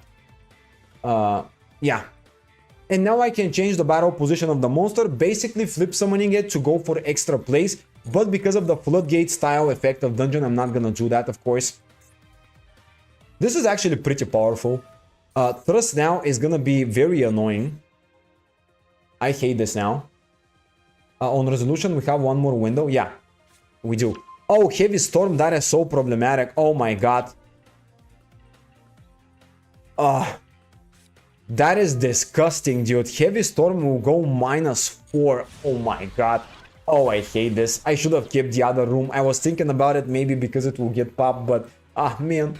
This is so sad. Okay, we cannot use these because they're negated. Usually these are gonna be bounces, but yeah, I mean, kind of a bad one. No. Now they're gonna basically draw some cards, which is, I mean, not the end of the world, essentially. But we could also change the effect of Maker, and I'm gonna change it to flip face up the Archfiend, which will make them go -1. And because of the Ken effect, they're gonna go -2. So technically, they're not gonna have enough cards, right? Which is very funny. We're gonna flip it in face up defense. So yeah, now they're gonna go -1, and they're gonna go another -1, so that's very cool. It's still gonna cut it. Egyptian gods, okay, that is spice. Just cool. Okay, that was a beautiful game, by the way. Definitely a fun one. Dude, this is such a cool effect where you go -1 to the point where they don't have anything in the hand. It's very nice to snipe a particular card. I do like it for that because, you know, if they have a specific card and they have like one card in the hand, it's just so broken, like you literally discard it for them. Now, I wanna go first.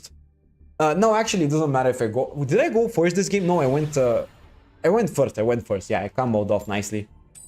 Okay.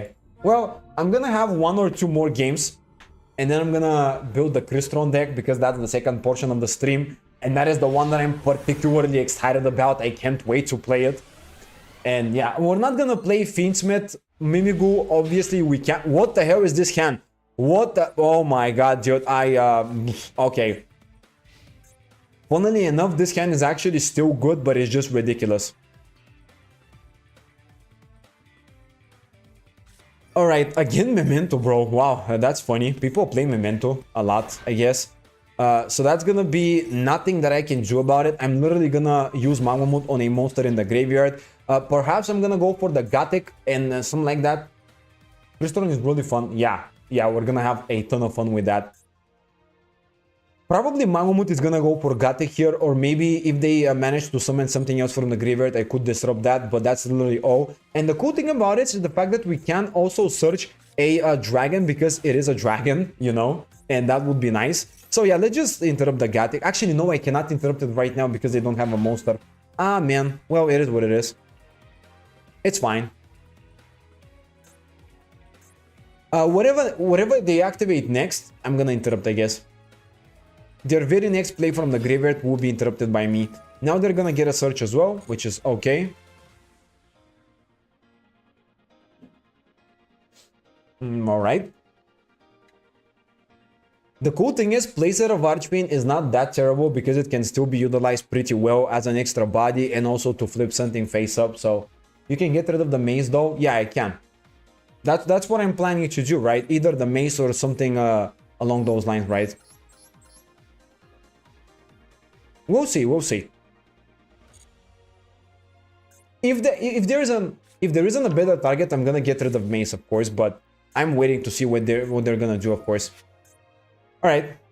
So now they can basically reborn a monster and they're targeting the Mace, so I'm just gonna get rid of that, of course. That would be amazing. And this is all I can do, plus the search for Dragon, which is not bad. I mean, it's pretty good.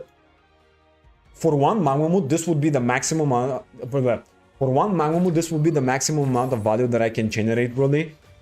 You wouldn't really do much more than that with it. The cool thing is you do get the Dragon, but that's kind of everything. Like, I can't get any other card. Let's activate now Magmamut, and that's it. That's cool. And they also have a one additional extender in the hand in the face of Sleepy. So Sleepy summon means that he can still go for a fusion play, and that's still gonna be enough to build a decent board. But yeah, it's definitely gonna be a little less powerful now, which is cool. Yeah, getting rid of Mace is -2, kind of nice. Yeah, it's definitely good. It's the best I can do. Yeah, summoning the Creation King, that's good. He's gonna set up the graveyard a little bit better and potentially get a bunch of pops. I can force that, I think, fairly early in the combo. If I prioritize going for maybe a Dragon, it could be very useful, or someone along those lines. I would like to not commit my normal summon if I can, so yeah, let's just hope that doesn't happen. But the problem is he can also destroy his own cards, which means if I were to summon Dragon to his side of the field, he can pop it as well, which means forcing that is actually gonna be a really difficult task, which you know, of course I don't like it, but it's the problem there. Popping my own set monster is definitely not cool. So yeah. They're also gonna search a spell or trap card. I would say this is probably gonna be the where is it? The Fracture, which would be the best card to get probably. Oh, never mind. They're gonna get Bone Party because they haven't used it. Oh yeah, makes sense. Sure. Now they're gonna bring back the Creation King with the Feud spell, which is nice for them. And I guess they're gonna keep the Bone Party for the follow-up, maybe. And the problem is because because Memento allows your opponent to not your opponent, bro, what am I talking about, dude? Memento allows you to destroy cards on your side of the field, which means the Mimighoul monsters can be destroyed while they're set on the field. And this is the problem, because when I set something, they can pop it, right? Not many trap cards these days in Memento. Yeah, maybe you're right. But, you know, the Fracture is a nice one-off, I guess. I really don't know how to deal with his field because he can literally just pop every set monster I set on their side of the field with either the Bone Party or the Creation King, so it's definitely not gonna be an easy task. It's just really an awkward matchup. Summoning now the Combined Creation, of course, as usual in defense mode. And yeah, they're probably just gonna set up the summon of a Creation King, and that will be all. And yeah. Alright. So we're gonna get a search for Dragon because that will allow us to go for more plays with it. We do have the Magmamut on the field, which we maybe can utilize somehow. We also get Armor, which is a nice extender. So I would prioritize anything that will easily deal with the Memento card. So what would that be is the question here. I guess starting with the Dragon won't be terrible because I can force the Bone Party with it maybe. So yeah, I mean, let's just give it a go, I guess. I'm gonna special summon it there. It will also get me a spell or trap card search if I were to not special summon it, but I don't think it's a problem because I do have the dungeon that can go for another copy of Dragon, which is still doable, right? Still cool. And Maxi is very bad. I really hate Maxi now. I'm probably gonna lose this now. Under Maxi is definitely gonna be a lot of trouble. Yeah, okay, special summon, of course. Bro, Maxi is gonna be so frustrating now. If he draws like a hand trap, it would be horrible for me. Oh man, bringing back the Creation, yep, that makes sense. Alright, let's special summon Armor to my side of the field.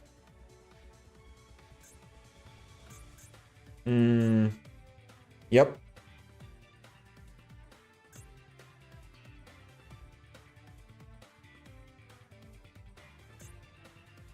Oh man, I really don't have an idea how to win this, to be honest. Alright, so now we have one body to work with, and we could normal summon Archfiend and flip face up the dragon. I honestly do need to do that, because I need to go for Xyz 1 and also flip this to force out an interruption, but I do know that this is not gonna be enough, because they can literally pop it, and that would be great, and also Imperm, yeah. On top of everything else, they have an Imperm, sure. That's lovely. Okay, well, dude, at least they're gonna allow us to go for Xyz 1, which is not terrible. Sure. So if I go for Xyz 1, I would like to go for the throne to summon the master. However, I do know that they're gonna pop the throne before I can use the master. So yeah, I mean, I don't really know if I should go for throne. It will get popped. It's if I go into giant, that's gonna be a search for a spell or trap card, which is not terrible, I guess. If I go for throne, it's gonna get popped. If I go for Robin, it's gonna get popped. If I go for the littlest card, it's gonna get popped. If I link summon, it's just not gonna be good enough, because if I go SP, I'm gonna cancel my battle phase, which is not what I want. So I guess I'm gonna start by going into the giant, because this way at least I'm gonna get a search for Maker, and Maker can definitely fix my whole situation here and definitely make things a little bit better. So yeah, let's just see how it goes. It's a frustrating matchup for sure, dude. That is one of the most frustrating matchups, because they can pop their own cards and it prevents me from flipping them. So yeah, definitely not gonna be a good idea to do that. Basically, whatever I summon, they're gonna just get rid of it. So now I'm gonna get a search for a Maker, of course, and hopefully they don't have a negation for that. Otherwise, I'm gonna struggle so much. Oh, come on, dude. I need this to work. I just need this to work. Alright, so next he's gonna use the king to pop. I don't know why he used it that early, but I guess he just wants to get rid of my giant. And also changing the effect of Bone Party, so he's gonna pop his set card, essentially my dragon. But I actually think this is not that good of an idea. I think he fired it off a little too early, and now I might have a chance. I might have a chance to win this. You can at least force one more. Yeah, I'm doing whatever I can, to be honest. Searching the goblin, yeah, that's fine, I guess. Popping now the giant, which is cool. And also the Bone Party, wait, he popped... He didn't... Wait, what? He kept my set monster for some reason. That is so weird. Okay. It has to be Memento on Bone Party. Oh, yeah, you're right. So they should have popped with Creation King my monster, I guess. Alright, Chainlink 3 Goblin, Chainlink to the Feud Spell, Chainlink 1 the Akihiron. So yeah, I mean, he's still gonna be able to set up more stuff. I just hope that my dragon remains on the field and I get to flip it face up. If that happens, I win, right? Because that's a board wipe. But of course, that's the problem. I'm gonna have to somehow use it, which is a problem there, the big deal. That's gonna be difficult. Anguish is gonna give him a search, which is fine. He also has this card, by the way, here, which is also not very cool, but he has used the effect of it, which is good. So now I can activate my Maker finally after 10,000 hours of waiting, and hopefully we're gonna just not get negated on that. If that gets ashed, I just lose the game, I think. But hopefully it doesn't, and it doesn't. Yeah, that's cool. So I'm gonna go Dragon. Actually, no, wait. Hold on. So I do want to go Slime because it's gonna be either an extender or just a summon on the opponent's side of the field. And I'm gonna go Dragon, of course, because I want to get the spell or trap card if I were to get it on my hand. I would prefer to Slime... Oh yeah, dude, that was so good. I prefer Slime on their side of the field because this way I can summon Dragon and get a search for an additional spell or trap card. And I can also utilize the Slime as well, which is incredible. That's very good. And maybe that might be enough here. We still have to deal with Sleepy, yeah, for sure. So now we can search Dungeon, but we already have it, so we don't need it. Fork won't be terrible, because that will at least give me either a flip or a draw 2 cards, so maybe I could do that. And honestly, I mean, if I don't win this game, I'm gonna lose, so might as well go for Fork. And now I have the ability to link off, but I'm not gonna do that yet. Let's activate the Dungeon first of all. I would like to go for an additional level 1. And I am gonna go for any extender I can, so I'm gonna prioritize just Fairy here. And then I'm gonna go for the Xyz one that summons the Master, basically, which will extend my place a little bit, and that's not bad. But I'm trying to think of something else as well that I can do. If I were to go for anything else, this is gonna be a bounce. This is not gonna do anything. This I've already used. and the throne is already the best option here. So yeah, I guess it's just throne, bro. There's nothing else I can do. All right. I mean, throne is gonna special the master for another search, but I need to find a way to flip something face up, which is just horrible. So let's just detach one here. Special summon the master, animation wise just looks gorgeous, and now I'm gonna get the search again. If that gets negated, which is possible of course because he drew like 10 cards, I am probably gonna prioritize going for like a IP, not IP, but maybe like a relinquished anima. Not relinquished anima is not possible, pardon me. IP and SP. Ash Blossom, yeah, that's negated. Okay, so through Ash Blossom now, I just don't know what to do at this point. I can go into Fork. So let's just go for the most desperate of play and target the slime. We're gonna either draw 2 cards or get to special summon from deck. Either is okay. I would prefer if it's you know, the draw cards maybe to hopefully get something. Yeah, dude, we don't have a level 1 now because of the man, come on. We don't have a target for this. That is so bad. Oh brother, any extender would have done the job. This really doesn't do the job.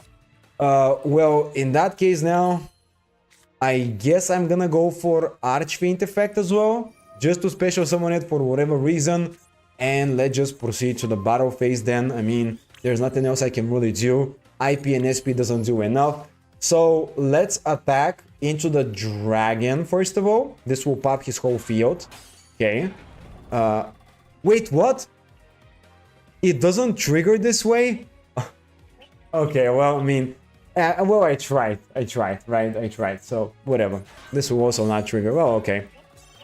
Ah, man, I thought that it can trigger this way, but it doesn't apparently. I haven't been in a situation where I have to proceed to the battle phase this way, so I didn't know. But apparently it doesn't. Yeah, okay. Man, come on, that's so sad. That's so sad. Okay. Well, I mean, listen, it is what it is. It's main phase only. Oh, the effect is main phase only. Oh. Yeah, okay, that's why. Sure. Because I read flip effect and I'm like, dude, I can use the flip effect, but then if it says main phase only, then it doesn't matter. Man, I just tried. I don't know. Did my best. Okay, this is not the most incredible hand. Again, lovely.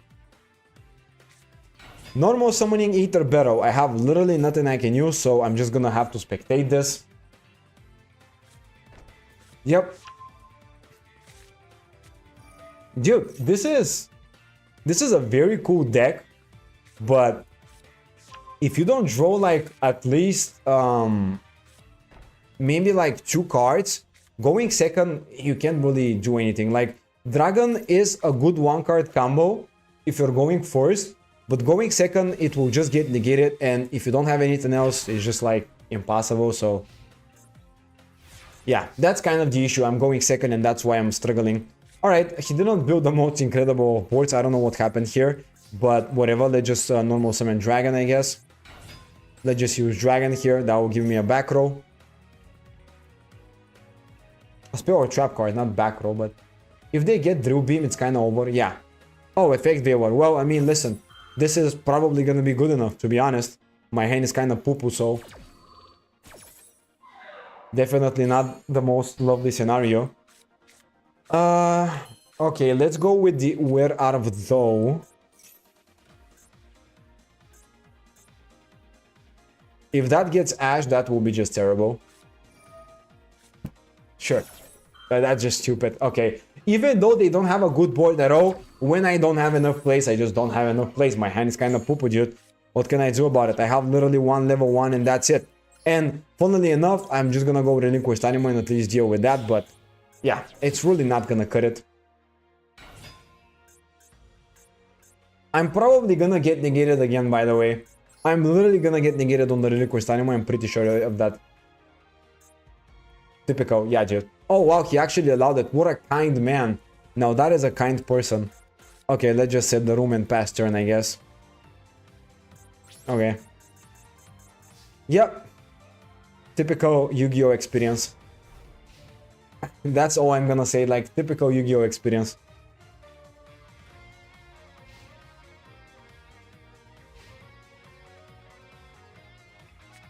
I just want to get one more game where I go first and that will be it. I really don't want to extend the Mimigo gameplay more than that. So here, the best thing I can do is use Room at some point, but it's gonna take a while. They don't have Drill Beam. I don't know, dude. I don't know what's happening, by the way. I don't know how they didn't even combo off. I'm confused as well. True Light, okay. True Light is annoying, to say the least. That's gonna be Spirit Dragon. Yep. Right?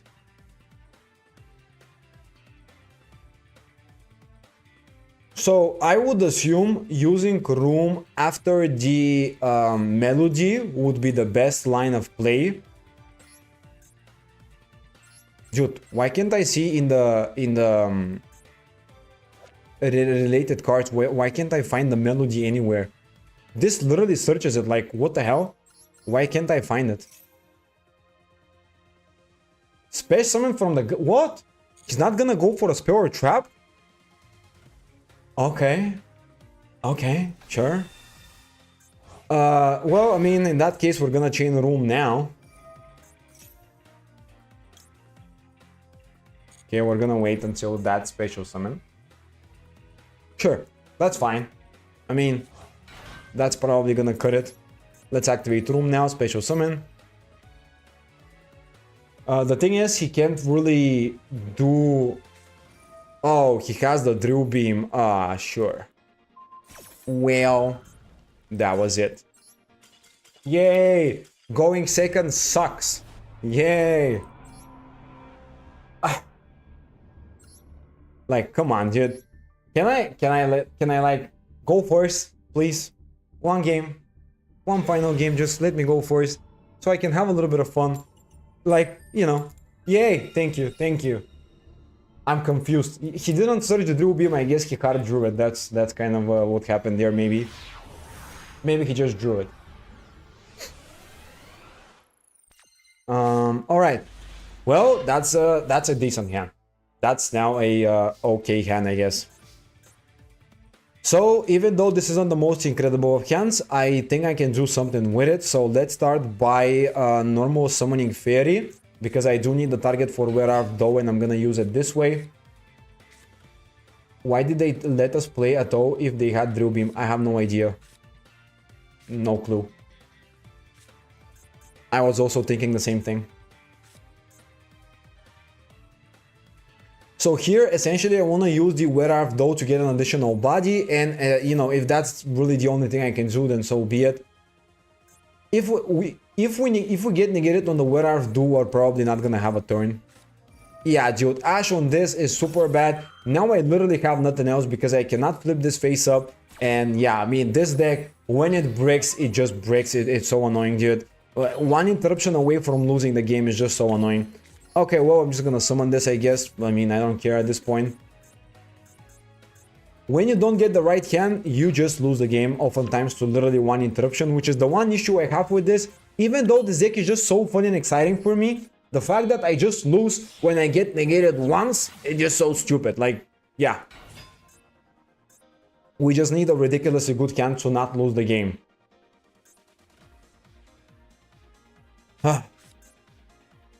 Well, I'm still gonna set the Imperm, and that's really all I have. It's just a Linkuriboh Imperm, and this will be flipped face up at some point, maybe. And I will get a monster to special summon, which would probably have to be just a dragon for a search, or maybe like a master, and that's it. So I don't really expect a lot from this game. Okay, that's the Ether Battle. Sure, this literally doesn't matter. Whether I negate it or not, it doesn't matter, but I'm just gonna negate it because this will be enough to get combo. So if I negate it and they have an extender, I lose. If I don't negate it, I'm probably still gonna end up in the same situation and just lose the game. So might as well just use it and expect to maybe something, you know, maybe get lucky. Maybe I'll get lucky, but no, not really. I don't expect to get lucky and not lose the game here. Spirit with the Eyes of Blue is gonna set the Mausoleum and all that. So literally one more extender in the hand loses the game for me. I think we didn't build the most optimal deck either, but that's alright. It's still frustrating to break. The most optimal list is literally just playing Fiendsmith. There is nothing that can give me more consistency for Mimigu. It's just Fiendsmith at this point. You know?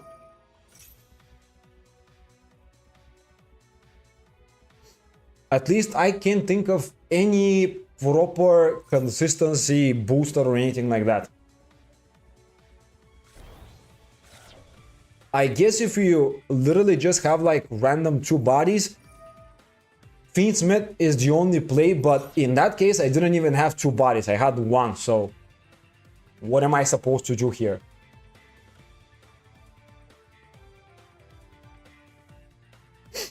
But yeah, anyways, searching over now with the melody, of course they're gonna have the wishes. Of course they're gonna have the wishes here, lovely, and I just lose the game, there's nothing I can do here. So yeah. If you break, you break. If you don't draw the perfect hand, you kind of just suck against 1 interruption. Ah, man. You know what? I'm gonna play 1 final game. Yeah, this wasn't really satisfying enough. Like, come on. We can do better than that. 1 decent hand, that's all I'm asking. 1 decent hand. I would like to try out a more interesting style of the board, but to be fair, most of the time with Mimigo, you do go for the usual throne and just set the room with Giant, and that's it. This is the usual play, right? The one time I have a good hand and they scoop, sure. The one time, bro, that was a stacked hand. I had the Maker, the Archfiend, the Slime, and the Master, and they scoop, sure. Anyway, this is gonna be the final game because I wanna play Crystron as well today, so let's just see how it goes with this one. Bro, it feels so stupid. The moment you get something cool, you're finally excited and then just scoop. Alright, and of course I have a bad hand. Again, of course, with the terrible hand, we're gonna normal summon Slime and we're gonna pray to God that Where actually resolves. Otherwise, we literally have no turn. So, yeah, very cool. If they Ashes, we do have the Cold Bite, which is cool, but, you know, other than that, we can't really do much more. We're gonna search now the Theory, because it's the only extender that we can special summon this way. And that will let us basically go for the Throne Link Xyz 1. Which is not that bad. All in all, this is the best we can do with the current scenario. And chaining Maxi, I am gonna Cold Buy it, even though it's a slightly risky choice, because if they do have Ash and they Ash our Throne, it's also gonna be bad, but I just can't allow them to draw multiple cards. So this is the you know, optimal thing to do. Alright, that's good. And yeah, I mean, we're gonna have also an Import and Room. The cool thing is we do have Room in our opening hand, which is pretty good. This means we don't necessarily need the Giant, we just need the Throne. They do seem to have another interruption, which I already hate. I already am too scared to see what they're gonna have. I would expect to get Imperm here, maybe. Let's use the Throne now and just hope. I mean, that's literally all we can do. Yeah, Effect Viewer. Okay, sure. Well, I mean, I guess we just can't do anything more. We're just gonna summon one monster with the Room.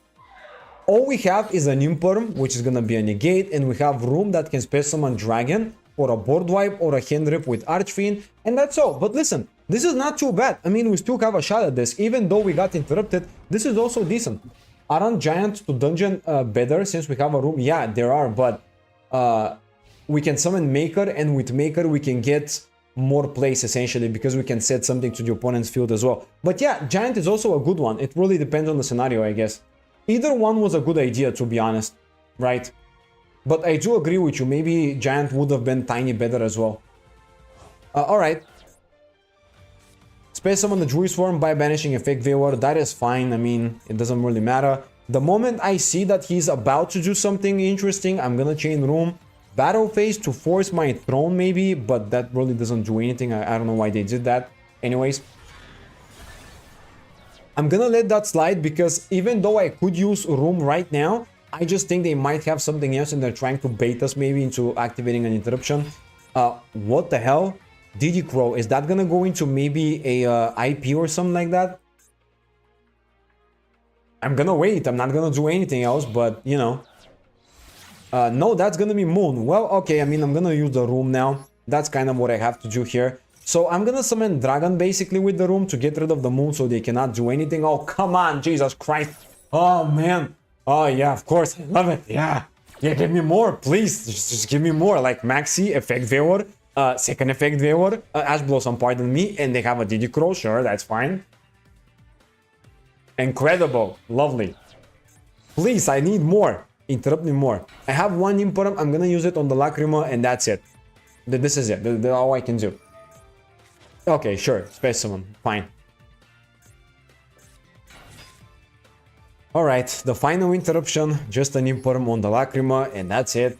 And if they get another extender in the hand, like, dude, if I see Engraver activated in the hand right now, I am gonna scoop this game. I'm literally gonna place the surrender button. This will be just ridiculous.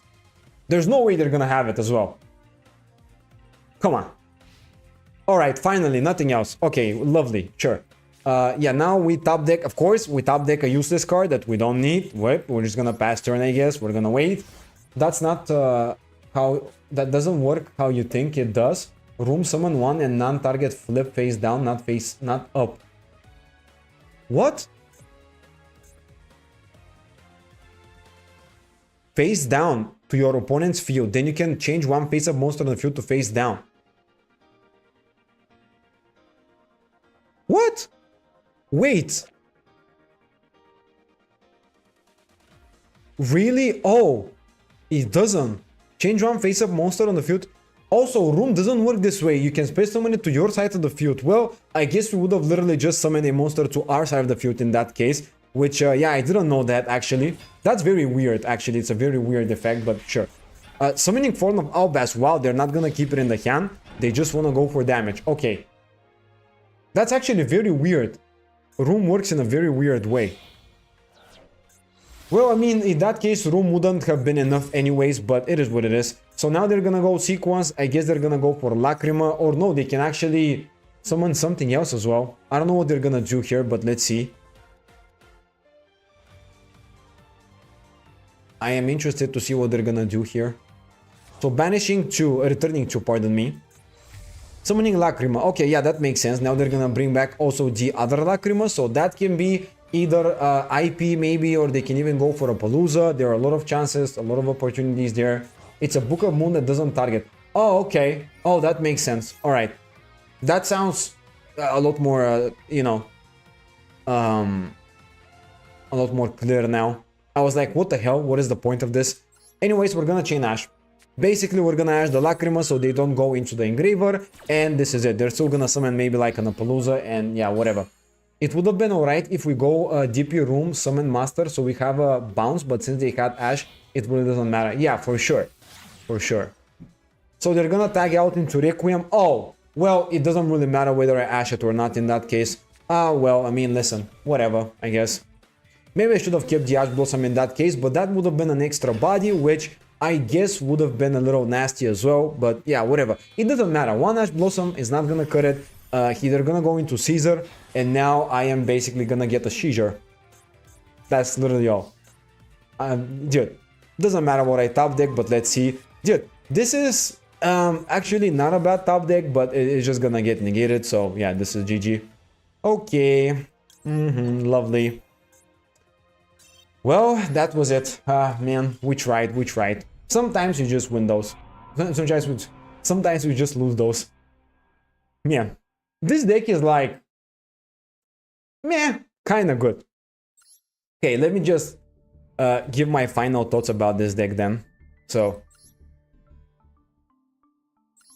alright, so after playing with this deck for a while, I have a couple of things to say. First of all, even though it's really fun, and this would be probably the most consistent version playing Werewolf Doe and also the Maker and all that, I still think that sometimes you just have nothing you can do, and that's a little bit of an issue. I guess you can play a third copy of Master, but that really isn't that necessary, because the main idea is to go for 2 level 1s and summon the Throne, so that's really all you're trying to do. But yeah, when it combos off, it's really good. When it doesn't, it kind of just loses the game. Sometimes you get to play through like a couple of interruptions, other times you just lose to 1 interruption. I guess if you play Fiendsmith, you can technically have an additional avenue with Moon in case you do have 2 bodies, and that would be cool, but of course it isn't necessary. Maybe the Fates list would be better, but I just like to play a pure-ish version because I think it's more fun. And yeah, that's really all I have to say, really. It's kind of like, it's okay of a deck, but it just lacks a little bit of a... I don't know how to say it, really. I don't know if it's consistency. It doesn't look like it doesn't have the consistency. I think consistency is here because you have a lot of searches. I mean, 3, 6, 9, 11, 14. Like, dude, 14 searches are not bad. You know, maybe just something that I'm missing, I guess. I don't know, but I don't think so.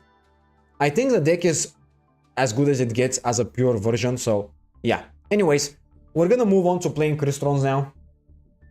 The poorly version is really fun to play.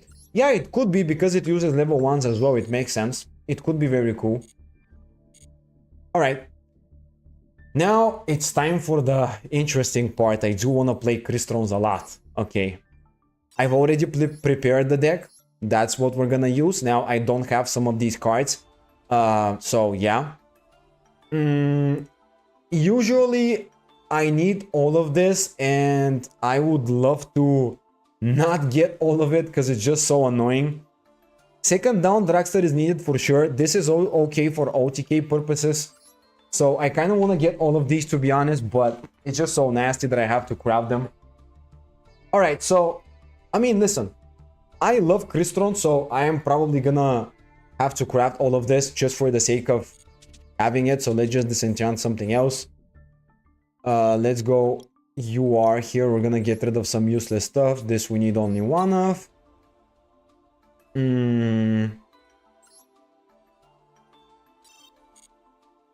We don't care about some of these. Let's get rid of this. I only play 2, by the way, in Traptrix usually. Even though it's not as efficient as 3, I do play small engines to make up for that, so whatever. And this, I wanted to have fun with it, but it's kind of like, yeah, pointless. It's not gonna... I haven't really figured out what to do with it, so whatever. Alright, this is gonna be everything we need. Also, Horus is insanely good in it. Yeah, it could be nice. Could be nice. But, you know, I decided to play pure. Alright. So let's just talk about this. Let's just prepare to explain what's going on here.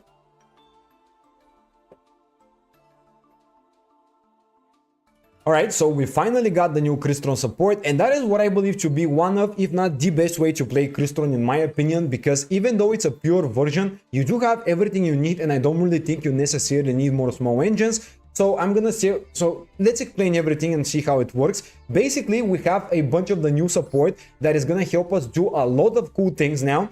First of all, we have the Tristaros, which is now a tuner that allows you to space summon a monster from deck and synchro summon, which is the best thing you can do, because usually you would go either from graveyard or the banish zone or the hand, which are not gonna be that good because they're a little bit more difficult to set up, while deck is obviously gonna be the best. So yeah, this is definitely a playset. I would say you need this absolutely. Other than that, we do have the new Sulfador, which is essentially going to allow us to go for Xyz 5 plays, by the way, using the Sulfafnir to go for something like Nova Infinity, which is actually a really fun combo.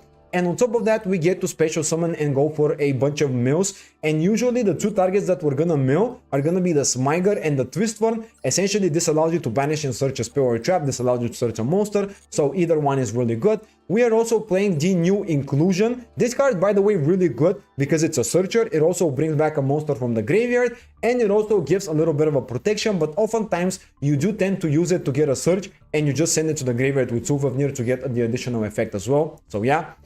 Other than that, we have basically the old ones, which are allowing us to get searches, and we also play the one C3, which is the second best tuner, and we do need this to go for something like the Quarion Gandax, which is usually not easily accessible in any other list before the new support came out, so that's very cool. And we also play the one Prasio Turtle, which is not necessary, but it does allow us to go for Synchro 4, and using these two monsters, we're gonna go into Synchro 4. Essentially, this is the only way to access Synchro 4 because this is the only level 2 monster, and you summon the Quandax, which can then go into something like the Phoenix, which is actually the only way to access it because you need a Synchro tuner, so that's very cool as well. And yeah, I mean, that's kind of it. Foolish Burial is also a nice card. Any other Crystron card is unnecessary. Also, we do have the new trap card, the Cluster. This card is just very good because it allows you to get additional removal, which is the first good trap card for Crystron. And on top of that, we just have a bunch of non-engine. I really do like to play the Speedroid engine because that can go into the Cherubini. Cherubini can then send to the graveyard something like the Twistfer or the Smyger. And Smyger can then get a search for the Inclusion, which can go for Sulfador and all that. It's just really good. And also we're playing Droplet, which is another great card to just send to the graveyard all of these cards that are going to be useful in the graveyard to banish. And that's going to be very good. Tristolos is the best boy 07. Yeah, for sure. It is also Recycle. Yeah, it's a very good card. And the rest is just going to be hand traps, just Maxi, Important, Forbidden Droplet. Yeah. We basically have Maxi, Imperm, Coldbuy, Ash Blossom, and the Ghost Ogre. Of course, you can play whatever you want. You can also include a small engine, but it's not necessary. And the reason why I also don't want to play small engines here is the fact that unless you're playing like a different list in which you do play something other than machine synchros, you do need to prioritize them first, which means basically you're gonna need to have like a level 2 tuner available without using any of the effects, because it's really easy to lock yourself into only machines. And there aren't any good level 6, level 8, and level 10 machines that you can utilize. So that's why you don't really need to play any engine for that matter. Now for the extra deck, we basically have every good machine monster. We have the Quandax, we also have the one Phoenix, the one Quangi, whatever the name of this card is, I can't pronounce it. And we also play the 2 copies of the Skeletus, which is the new card that basically allows us to send to the graveyard the Crystron card, and also pop it and spare summon an additional Crystron monster, which is very nice. And that basically is what we go through every time we combo off. Now also we do have 2 copies of Down Dragster, and this is really annoying me, but we do need the second one. I know people don't want to craft the second one because this is the only card that you're gonna use as a one-off in any other deck, but you do need it because it often comes up and you just don't have a better level 7 target. So yeah, we also have the one Samurai, which has its uses. Sometimes you can utilize the Samurai as well, but oftentimes you're not gonna use it very often. It's just gonna you know, be there in case of a specific scenario. Samurai is just a good level 7 monster you can utilize, but it's gonna come up very rarely, as I said. Also, we have the Chambara, which is good for OTK, and it's the only good level 5 machine. So yeah, you just have to play a level 5 target, and I decided to play this one. And you also have the level 9 Navy Dragon Mech, which is essentially gonna be a card that you can summon during your opponent's turn and negate some things. And we have, as I said, the Infinity and the Nova. Now we also play Cherubini for the Speedroids, and we have the SP just in case. And finally, we play the one Clockwork Knight, which is essentially gonna be Almirage, which is really good because it allows us to just link off a monster like Smigger, which is gonna be very nice to send it to the graveyard, and this is why we play it. And we don't really play anything else for it, it's just literally that. And yeah, that's pretty much it for the deck. Samurai's anti-Nibiru stuff, you summon it and you can get back a machine. Yeah, that's the main use of it. I forgot to mention it. Yeah, that's kind of what you're gonna do with it. Horus Engine only real purpose is to make a Photon Lord. Yeah, that's pretty much it. That's what I'm saying. You don't really need it to synchro summon. So yeah, I mean, let's just play some Yu-Gi-Oh. That's everything I really have here. I mean, I think this is, honestly, in a very humble way, I'm gonna say this, I think this is the perfect list. I've tried to perfect it as much as I can. It doesn't get better than that, in my opinion. Honestly. Not even trying to brag about it. I just really think that card by card, this is it. And yeah, I mean, let's just see how good it is. It has so many good combos now, it's just ridiculous. I really like the new Crystron support. It definitely made the deck like 10 times more viable. Not even a joke. Just so much better. And yeah, especially the spell, the tuner, everything is just voila. Alright. Let's just get some gameplay for it as well. I'm gonna make a video about both of these decks, by the way, because I really want to showcase what I do with them. But I'm mostly excited about the Crystron one. So, yeah. Alright, this is a decent hand. Of course, we do have a perfect combo going first. Going second, we are gonna need to kind of work our way through the interruptions. Droplet is a significantly important card because it allows us to discard anything we don't need and negate stuff, which is very nice. And we're playing against Despia. I would assume this is gonna be full combo Despia, so we're gonna need to turn on the spectator mode for this one. I really hope that they're at least gonna focus on summoning the new Dogmatic Calamity monster. By the way, tomorrow I'm actually gonna play other decks and I'm gonna play with Dogmatic Calamity. So stay tuned for that, basically. I do wanna play more decks there. Some of the memory stuff, of course. Because the Dogmatic Calamity is just such a cool card, by the way. Let me just show you guys. This card is literally can win you the game by itself, if you get it. And it's just so difficult to get it, but, you know, I'm gonna attempt to get it tomorrow. Yeah, this is gonna be full combo. There's nothing really to comment on that. Everybody knows how branded combos go. I am, by the way, really interested what Crystron card got an animation. I would assume the new level 7 got the animation, but of course we'll see. So let's see, what are we gonna do on our turn? We're gonna activate Droplet, pitching the Sulfador for sure for negating the Mirror Jade. We're also gonna special summon Terror Top as our first play to try and get some things there done. Yep, that's cool. Leveling is fine.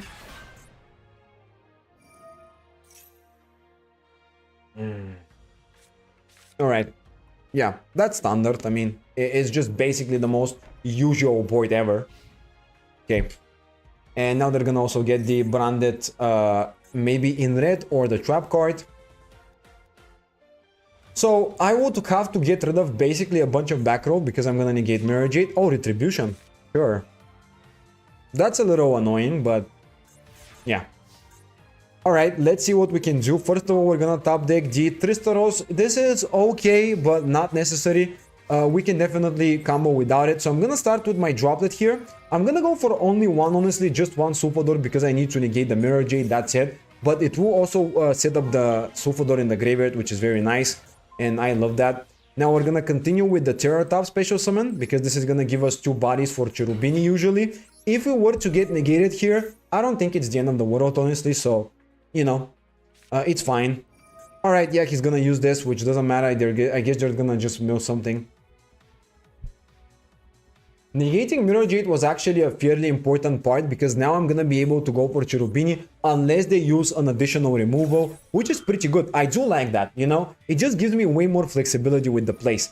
Of course, we're gonna also see Branded King, which is a card that they actually hard drew. I think, or they set maybe. Did they set it or did they hard draw it?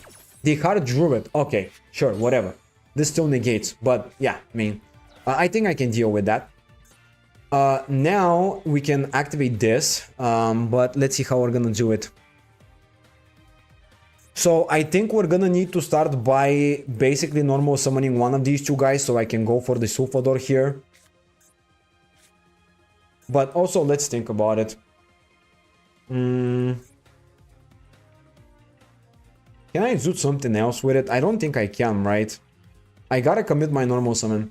I don't want to commit my normal summon, but I will have to do that. So, I mean, might as well commit my normal summon for C3, and then I'm just gonna get rid of it with the Sulfador to special summon it. And yeah, I mean, I don't love it, but it is what it is. Let's activate the Sulfador in the graveyard. We are gonna pop this and special summon and also get the effect going, which is very nice. Now, the cool thing is, if we get negated on that with maybe like a code buy, we can keep the C3 and basically use it to synchro summon during our opponent's turn. It does seem like this will happen, which I absolutely hate, of course. I really don't like that, but I mean, listen, it is what it is. The problem is we just don't have any other extenders in the hand, which is a little bit of an issue, of course.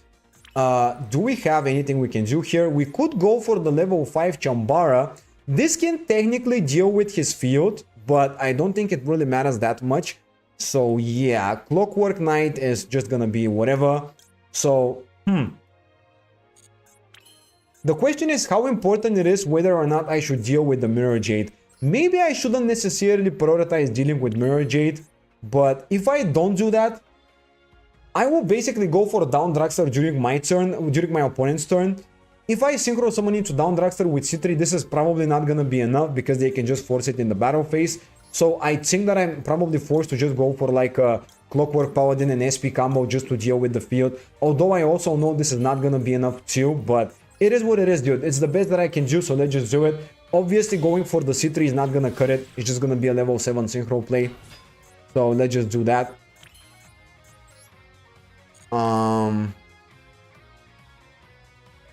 I could use it too.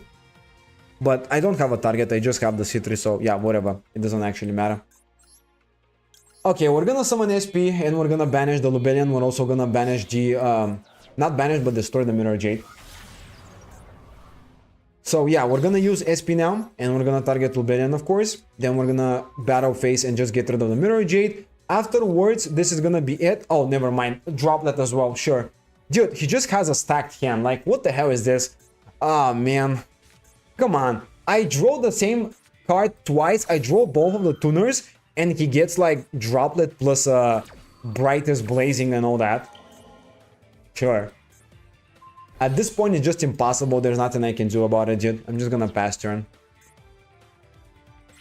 Okay, I mean, I have one SP effect, so maybe I will be able to survive, but not really, because they can just return the Branded Fusion and all that, and yeah, whatever, dude. Okay, this is it. There's nothing I can do about it, bro. This hand was just poop when he had such a crazy hand. Like, dude, this is so annoying. Like, also getting rid of the Lost World, the Lost would have been better. No, dude, it doesn't matter. You done playing Mimigo? Yeah, I play now the Cristrons. I played Mimigo for the first 2 hours. Now we're playing Cristrons. Honestly, my experience with Mimigo wasn't too great as well. The deck is fun, but the games were just not. Like, definitely. We could have been a lot better. Okay, this is a decent hand. This is full combo with the Foolish Burial. Now we also have Impermanent Ash, which is not bad. This is Terror Top. I'm not gonna negate that, of course, because that's probably just gonna be an engine towards something else. So we're gonna negate whatever they summon.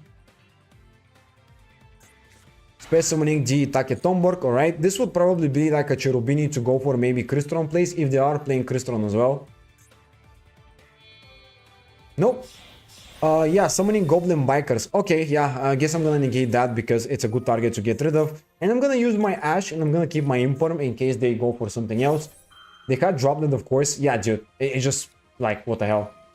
Chaining the Salomon Great Circle. Okay, so you're playing Goblin Bikers with Salomon Great Circle. Interesting. Lost cards more value than Lubellion? Yeah, probably you're right, for sure. But also, Lubellion, if it's kept on the field, Lubellion can get him the regain too, so yeah. But whatever, it doesn't matter. So he went and searched the Gazelle and I negated his monster, and now he has Gazelle potentially for 2 level 3s again to exceed summon. I could negate this, and honestly I think it's not a bad idea, because if I do that, they're basically gonna be forced to think of another way to combo off into Exceed plays, which, fair enough, it's still possible, but I'm just gonna do whatever I think it's right and whatever. If they combo off, they combo off. I think I want to use fully Mimigo a bit hard. Apparently support for level 1 and flip monsters. You can play the Snake Eye engine and play the Fiendsmith engine in Mimigos as well, if you want to play other engines. And of course they're gonna go... Of course the final option is gonna be the Moon into the whole Fiendsmith engine. Who would have thought that this is an option? Woohoo. You have 2 monsters that you don't know what to do with them. Yeah, I mean... Surely you have something to do with them, you know? I guess I'm gonna have to get rid of 1 Desiree plus some hand traps, I don't know. Dude, can I get 1 game without playing against Fiendsmith? Like, what the hell? I'm just so I'm just so frustrated at this point. Goblin Biker, Talas, Fiendsmith. Dude, everything has Fiendsmith in it. You can't be, you gotta be kidding me at this point. People just play Fiendsmith everywhere. Oh, and they also play Diagonum Day. Of course they play Diagonum Day. Why not? Sure. Okay.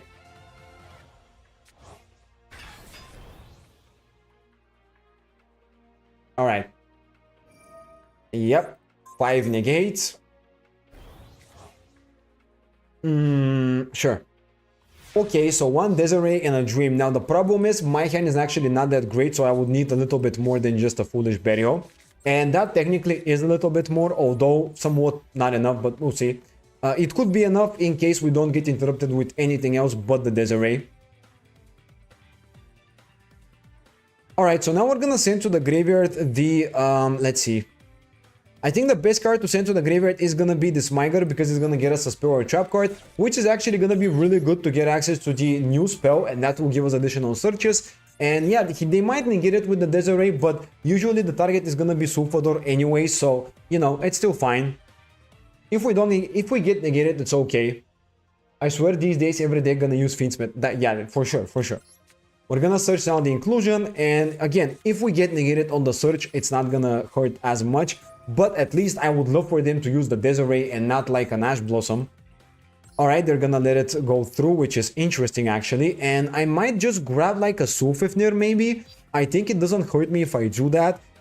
Or what else can I get? I could get Twistworm honestly, because that's also an option. So yeah, I'm gonna go Twistworm actually, I have an idea what to do with it. Now let's normal summon the Twistworm here, and I'm gonna link it up for the Clockwork Knight, which will allow me to basically go for more plays. Actually, pardon me, I cannot do that. So after I normal summon the Twistworm, I have a bunch of options. I could utilize the effect of it, or I could change the Sulfador. I'm gonna change Sulfador. Now that I think about it, I should have waited before activating the Twistworm as well. So yeah, maybe that was a little bit of a botch there. And yeah, I'm gonna activate the Sulfador here. Maybe Tristalos for normal. Yeah, I mean, I probably messed that up, to be honest. I could have popped this for Twisteros, and then I could have went inclusion, bring it back. To be honest, I probably misplayed here. Yeah, I will admit that. Okay, we're gonna get negated. That's whatever. Let's just use this effect in that case. We're gonna pop the Sulfador, and that will probably also get negated. If it gets negated, I lose the game, so I'm just gonna leave it be. I should have played it better. I should have done some other things. Oh, they allowed it. Well, we do get Tristaros. And yeah, I mean, that's kind of cool. So let's use the inclusion. Bring back. Okay. So we go into the level 7. They could have ended my turn a lot earlier. I don't know why they didn't. By the way, like, they could have won so much earlier, by the way. So yeah, I'm gonna use that, and basically I'm gonna get the effect. And then I'm also gonna activate the Tristaros and basically get the pop. So even if they negate this, it's not that big of a deal, but of course, doesn't matter. Somehow I was able to deal with Ash Blossom and still combo off with that very bad hand, but maybe because they just allowing me to do way too many things. So I am probably gonna return the Smigger because it's just a decent card in general to get. And I'm now gonna activate this. So Tristalos is gonna allow me to pop the Synchro. They cannot negate it, which is good. So this way I'm gonna get some special summons, and I'm gonna go for 2 monsters. I am gonna go Sulfifnir.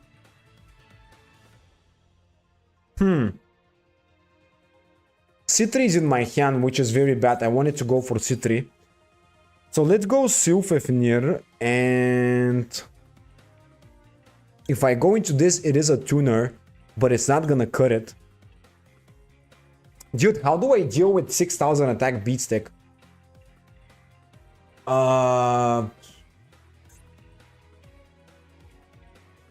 This is such a difficult job here. I really don't have an idea what to do. Well, I guess I'm gonna go with Sulfifnir in the new Tristaros. I think this might be decent enough. And then Specimen from the graveyard, the level 5. I could go for level 7 actually, and I might do that. But I wanna... nah, I don't think so. Oh, actually, I have an idea. Let's do this. I can go into the level 9. I can go into the Quarion Gandax here. But they're gonna negate it. Ah, man.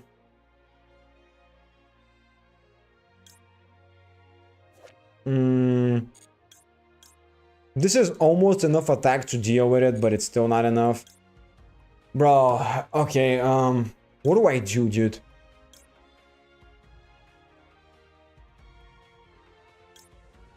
I don't think there's really a play, like...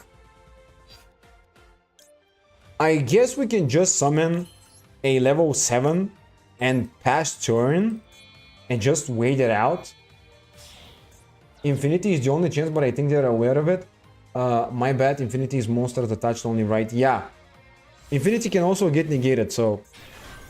The problem is I cannot beat over it, so... I guess I'm gonna wait and try to pop something later with some things. Let's also use this. I'm gonna be sending the... I guess... Smigger again. Yeah, that might be decent. Okay. Pop. And... yeah, I mean, that's kind of it. So, what that does, by the way, if we can go level 2 plus level 2 into level 4, then into level 9. This is why I did it, but it doesn't really make a difference too much. So, let's just set one. So, my goal here is to try to force these two, force the Desiree to attempt to pop these two, and then actually pop them later as well. So, yeah. But the problem is, I gotta keep this face down, because otherwise they're gonna negate. So yeah, I mean, it's kind of a long shot here. Maybe we should have a Synchro 9 target. I have targets, but they're gonna negate them. I have the... I could have went for Quarion Gandrax, but it would have gotten negated. If I go Phoenix, same thing. I am thinking about Phoenix as well, by the way, as an option. So yeah. Battle phase. Oh, that's so nasty. Okay. I mean, I'm just gonna do my best, but I'm not gonna be able to really force out everything here. I'm gonna have to change this. Okay. I'm gonna have to change this. Use the effect now. Target this.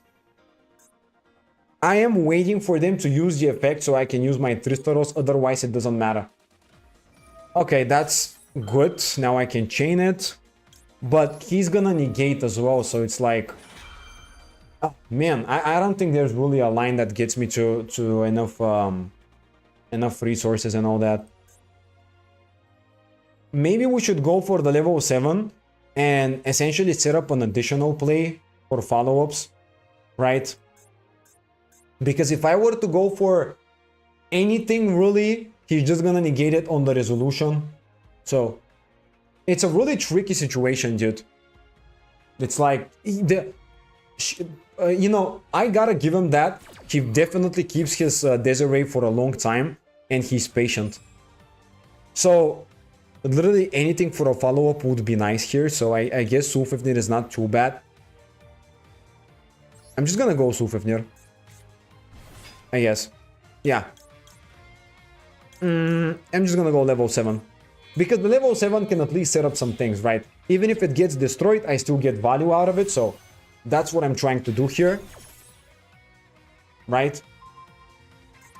Sure. Negate, negate, negate. Yep, as I expected. That's literally normal. I can't do anything. Of course. The problem is this card is activatable only in response to your opponent's place, which means you cannot force anything with it. So now I cannot use this, which is, yeah, whatever.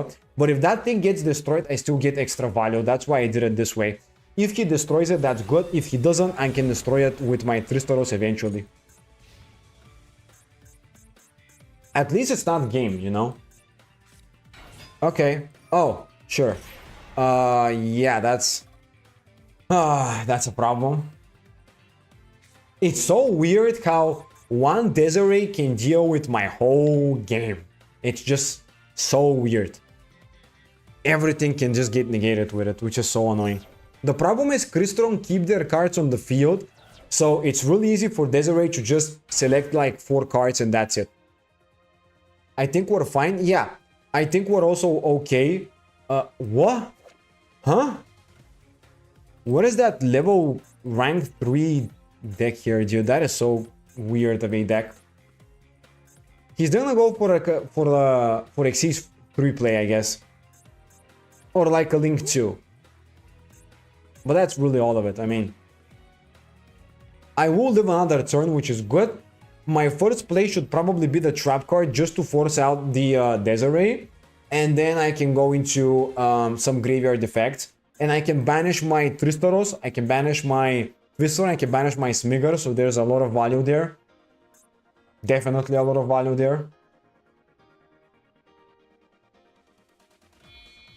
Yep. Alright, summoning Invoker. Okay, that's gonna be extended actually. They do have other things here too, I guess. That's a 60 card. Xyz, 3, Fiendsmith, Goblin Bikers, like pile. No idea what they're doing, but sure. Heroic Envoy. Alright, that's gonna be the Searcher one. Sure, that's fine. Not the Extender. Yep, that's gonna give him another copy, which is technically an Extender. So that's 2 level 4s. I mean, I don't know what they're gonna do with them.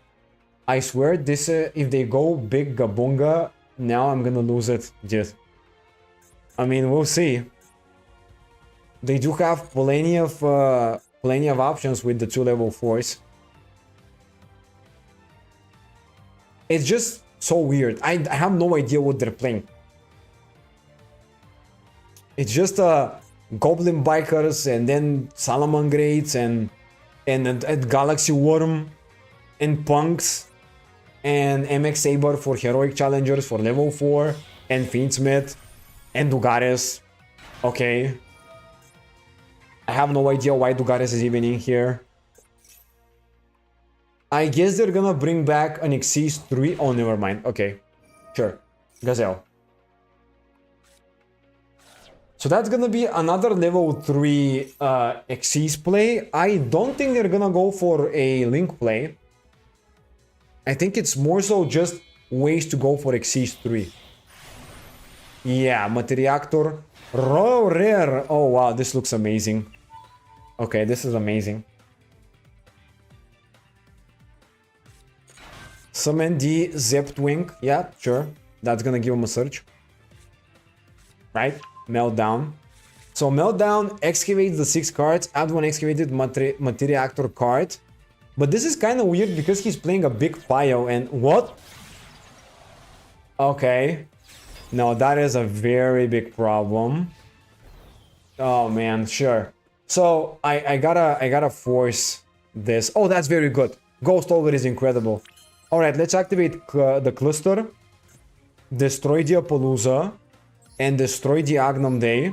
That will force the Desiree. Okay, good. We're getting there. Not gonna use the Ghost Ogre now. I'm gonna keep it for Appaloosa. Dude, I think we got this, by the way. I know we can get game now. That's cool. Okay, yeah, I don't care. It's fine. Now let's go. Look at this. Oh my god, the graveyard, dude. Oh my, that's gonna be amazing. Oh my god. Let's go Tristaros first of all. We're gonna pop the Synchro. Negate, but that doesn't matter because we have Ghost Ogre. Ghost Ogre is just so cool. Bro, the 6 effects in the graveyard, by the way, this is so cool. Yep, that's amazing. This is very good. Now they're losing 4 negates. And Tristaros is gonna pop the Synchro, which is essentially gonna give us special summons. Now, dude, to be honest, all I need to do is just go into the Phoenix. So, I need a Tuner Synchro and a Synchro non-tuner, right? So I need level 2 into level 2, level 4, and then level 5 Synchro. So I need the Preciorto, and I'm gonna go for another copy of Tristaros. So that's gonna be level 4 so far. Actually, I don't even need to do that, by the way, just so I just realized. I can literally go for Quarion Gandrax, but it's only for monsters. No. So yeah, I do need to go for Phoenix, I guess. So this is gonna be good. Now I need access to level 5 Synchro play. So this is gonna be level 4. Let's bring back another copy of Tristaros. Now we're gonna use Twist Worm to get a search. Add 1 Crystron monster. So we're gonna use it to commit our normal summon for a level 3 so we can go level 5 and then level 4, level 9 and, you know, just go for Phoenix. So we're gonna grab Smigger. That's good. That's a little bit of an awkward way to do it, but I want to get rid of Desiree's protection, so that's why I'm doing it. So first of all, we go for the Speed Droid card using these two. Bro, this is gonna be so cool, by the way. I'm gonna love this. Summoning this with animation, by the way. I didn't know that. Now we go, level 4 Quandax. Usually you do it with the down dragster when you reduce the level, but we're kind of on the hurry here, of course. So now we go Phoenix, which is very nice. Okay, that's good. Alright, that's amazing, dude. Let's use Phoenix. No animation, but that's fine. Now we're gonna banish every single Spear and Trap in their graveyard or field, which is essentially gonna get rid of Desiree's protections. And now we still have a Trizillion effects in the graveyard, so that is incredible. Let's go Smigger now. We're gonna get a Search. They do have something in the hand, maybe like an Ash Blossom, which I really don't care about. I am still gonna win the game through that. Yep, that's cool. I don't care. I think I don't care, right? I think I have enough capabilities to get game here. I'm gonna also have to be careful about Desiree because it will shuffle one card. Now we make Infinity. Yeah, we can, but let's wait a second. I'm gonna use Sulfador and I'm gonna pop the Cluster so I can get the special summon for Infinity. This way I can negate, so that's my goal. And then I'm gonna dump 2 Crystron cards. I'm gonna send the Inclusion, and I'm gonna also send another copy of Twistform because we did banish one. And now we're gonna go for a Xyz Nova into Infinity, which is, by the way, so cool. This is so cool. Summoning the Infinity is gonna be amazing. And yeah, he just scooped the game, dude. Alright, we managed to get game. This was a really fun game, dude. Definitely the final turn was just incredibly fun.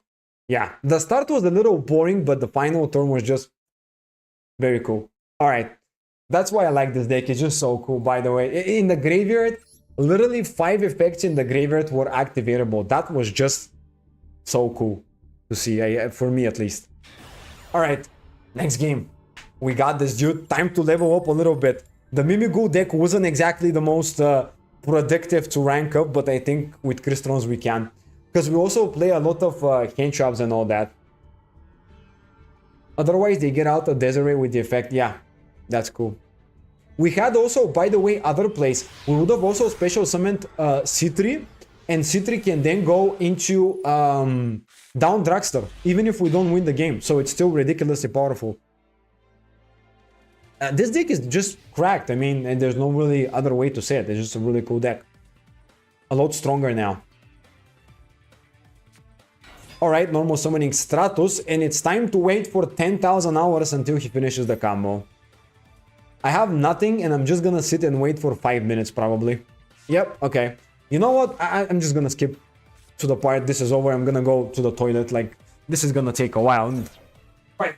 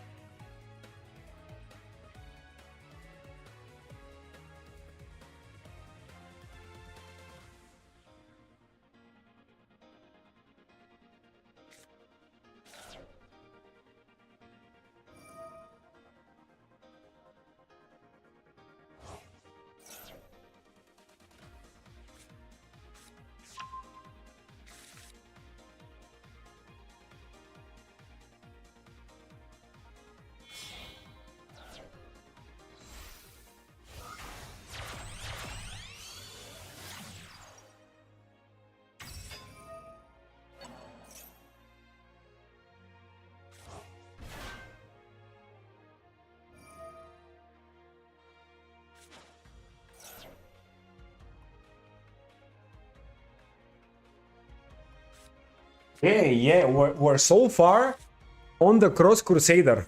Dude. Alright. Did I miss something interesting? Let me check the graveyard. Nope, literally just the standard place, okay. I love watching Heroes combo off for like 10 minutes. Alright, searching Neos, yeah. So they're playing the... I would assume they're playing the Evo Heroes, right? Because they're going for Neos. That probably is gonna be the Evo Hero line as well. Or no. Okay, I guess not. I guess they don't play heroes. Honestly, I personally enjoy playing the Evo heroes a lot more than the regular ones. Maybe it's just me, but I think they're just a lot more fun to play with.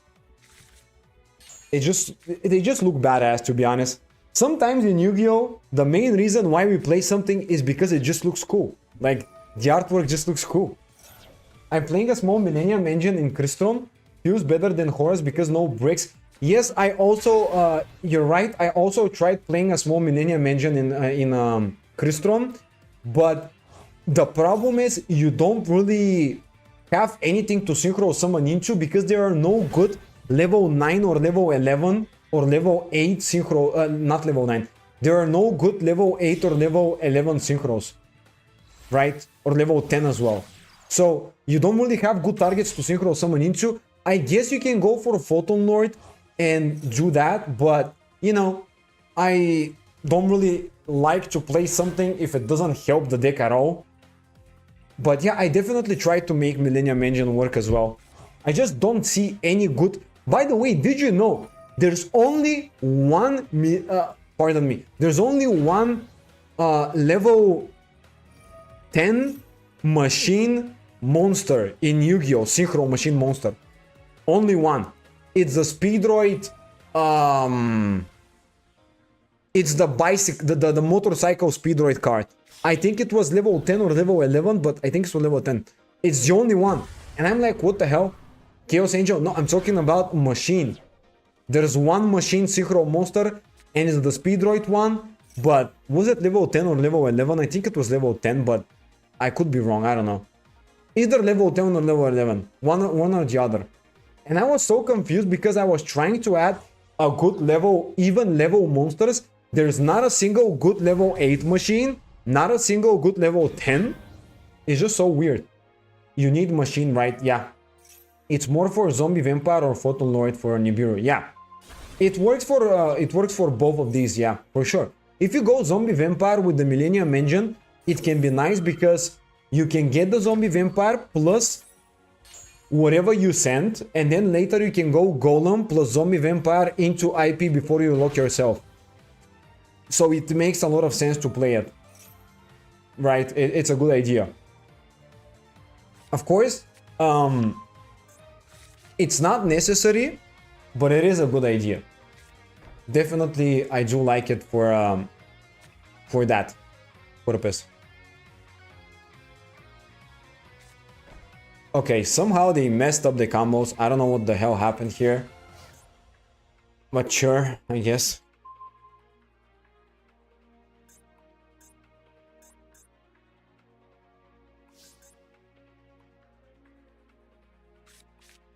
What is going on? What are they trying to do? Oh, it's the GP, sure. Yeah. Why is GP in the graveyard? I missed that part, but anyways. Okay. Sure. Oh, I could have code buy it, by the way. Ah, well, I mean, I'm gonna code buy it afterwards. He's gonna pop it probably anyways. Yeah. Let's just start by space summoning Speedroid here. I am playing against a semi-decent hero board, so I don't really feel scared since I do have the droplet as well. And I have code buy for the GP, which is very good. I might use the code buy on the Ash Blossom now, since I do think it's gonna be pretty handy to have the Speedroid engine available. So let's just do it like this. And if they don't change the GP immediately, I'm just gonna go droplet maybe. Or actually, no, I'm gonna wait. Because they can also summon with favorite hero and then I can use it. So yeah, it's fine, whatever. It's okay. So now I'm gonna grab a copy of the Taketomborg, of course. This is supposed to go for the Cherubini, because Cherubini can dump to the graveyard a Crystron monster. Usually we would go for Smeagol, but I could go for the other one, it's still fine. Now let's space summon this one, which is gonna give me 2 level 3s. What is that hero player doing? I have no idea. Chaining mass change. Okay, so this is gonna summon maybe a Dark Claw. Yep, that's kind of what I would expect. But whatever. I don't think Dark Claw is gonna be that big of an issue to deal with, but I am probably gonna use Droplet right now, since I do wanna be able to safely play the game and send cards to the graveyard. So yeah. Okay, now he's gonna use the Shadow Mist. That's fine. Okay. Oh wait, I cannot use my Droplet because of the... Oh my god. I cannot use Droplet now for Dark Claw. Oh, that is so bad. That counters my whole Crystron strategy, dude. This is so annoying. Well, I mean, in that case, I'm gonna have to prioritize only one play, which is Clockwork Knight into SP so I can deal with the Dark Claw. Oh man, that is so tilting. I hate this. Oh, brother. Hopefully they don't pop with DP. If they don't pop with DP, I can go for the SP and deal with that. Okay, I really hope they don't pop with DP. Okay, that's good. Yeah, that's good. I love it. I love it. I will get to destroy the... I will get rid of the Dark Claw. As long as Dark Claw is not on the field, I can still continue comboing, but it's the most nasty card for me to deal with, so I do need to go like this.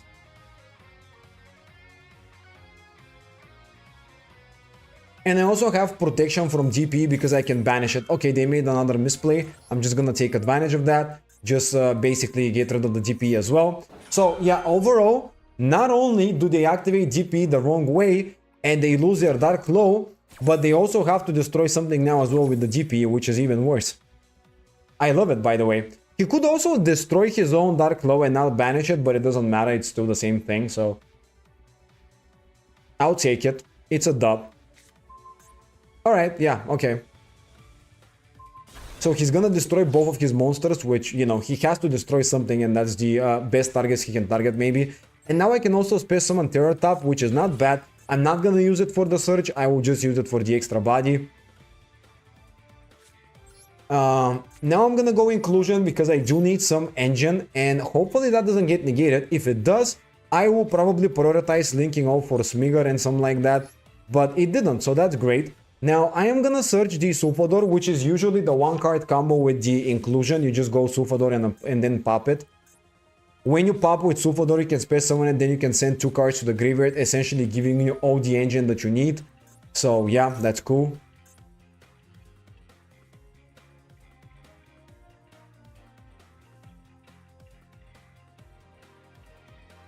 Yep, popping and now Space Summoning this. Also, this can be a Monster Reborn later on, which is even better. And now let's send 2 cards.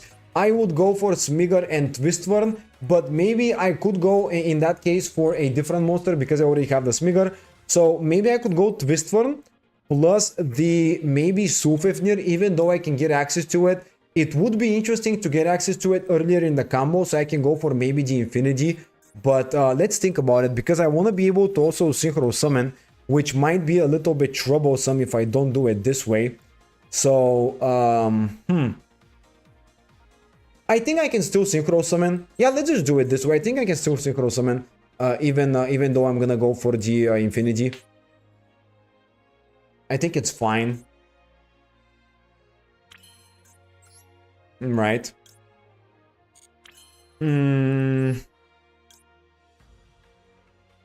Okay, so...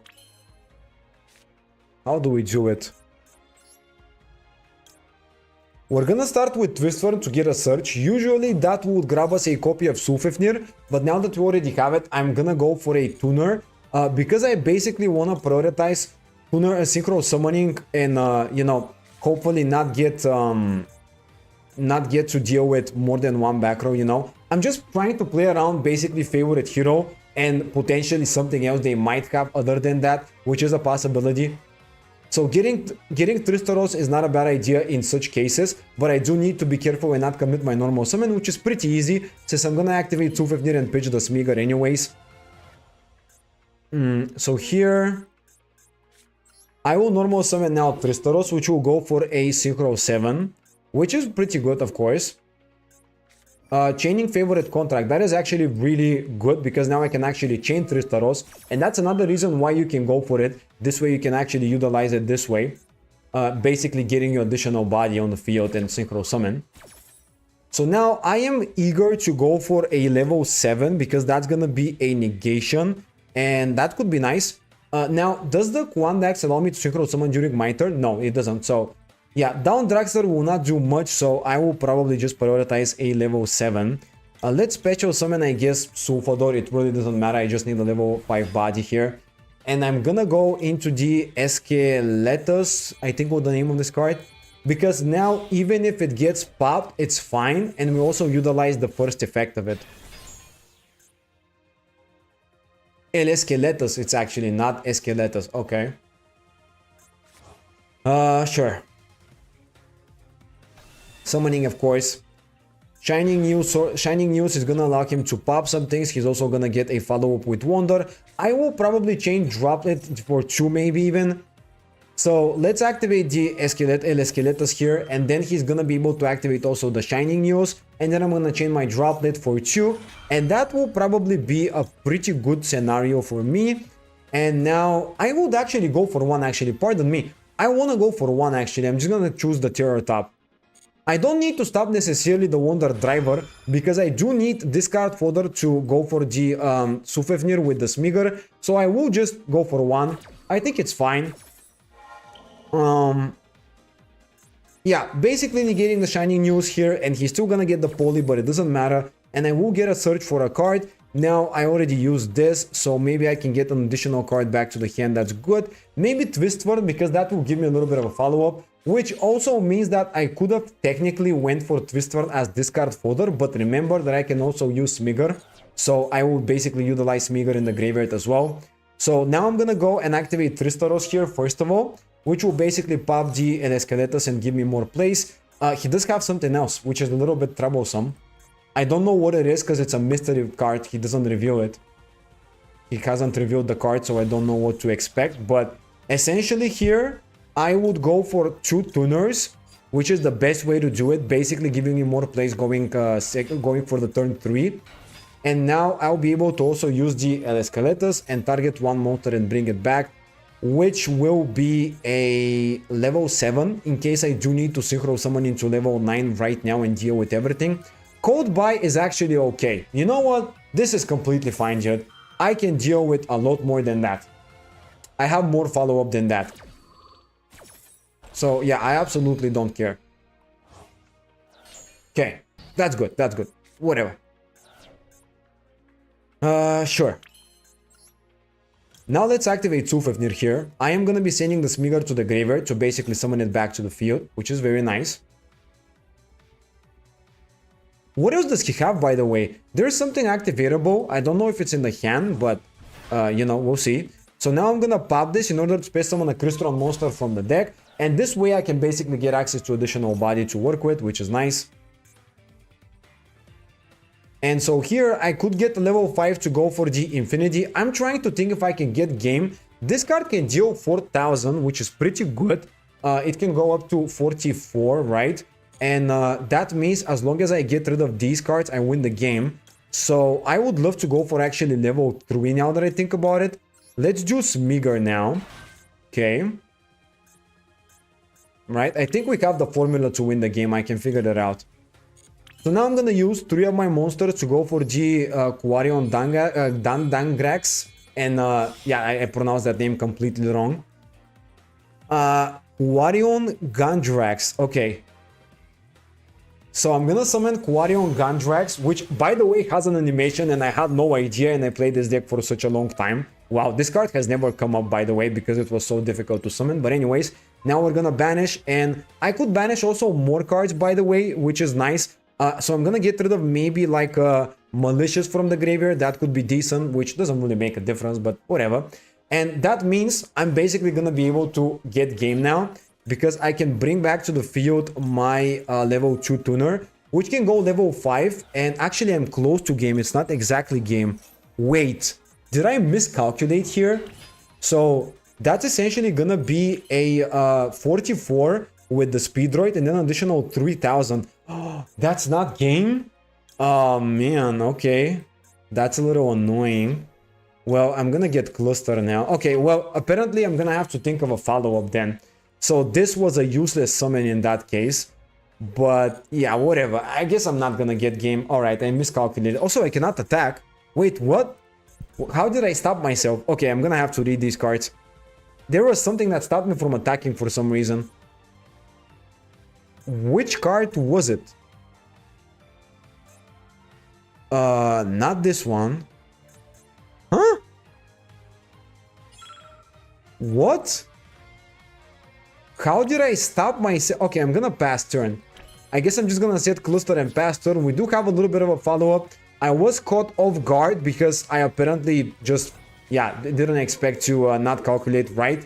And actually something locked me from attacking. What was it though? I'm confused. What card stopped me from proceeding to the battle phase? I think everything just locks me into machines, but apparently somehow I made a little bit of a mistake there. I don't know, dude. I can't see it. What the hell? Which card is it? Okay, normal summoning Vion. Sure, I guess, but I mean, I could chain effects here. I don't need to necessarily do anything here, but maybe going for the Tristaros would be nice. What would I summon, by the way? Let me think about it. So I can go for a level 7 play, which is usual, of course. That would be down Dragster. Well, I mean, I might as well chain it in that case. I mean, down Dragster would be nice to have immediately, as soon as I can. Chaining now DP, that doesn't... it matters, but... Let's see. Bro, how do we do this? So, I am gonna use SP, banish... So, Tristaros is gonna get popped, obviously. Now, I don't particularly have a problem with that. But I could banish actually the Vion, not the DPE. Which will make him... Nah, actually, no. Okay, I'm just gonna SP banish the DPE as well. Which will make him pop either the Vion or the back row. I do have the cluster as well, so that's fine. The problem is cluster can't really save me from that. So yeah, dude, I could have set up the board so much better to deal with the DP. I just didn't know that I don't have game. I didn't realize that it's not enough, which is so sad. If they pop the back row, I'm actually okay with that too, because now I'm gonna go into down Dragster, which is still good. So let's summon a level 5, which is good. And now we summon the down Dragster, which is pretty nice. I mean, listen, either way, we get one interruption, which is, you know, fairly good. Of course, I could have gotten more than one interruption, but I prioritized going for the Quarion Gandrax because I thought I'd get game. But yeah, also, I still haven't found out how did I stop my own battle phase. I am so confused. Was it a card he controls, maybe? Like...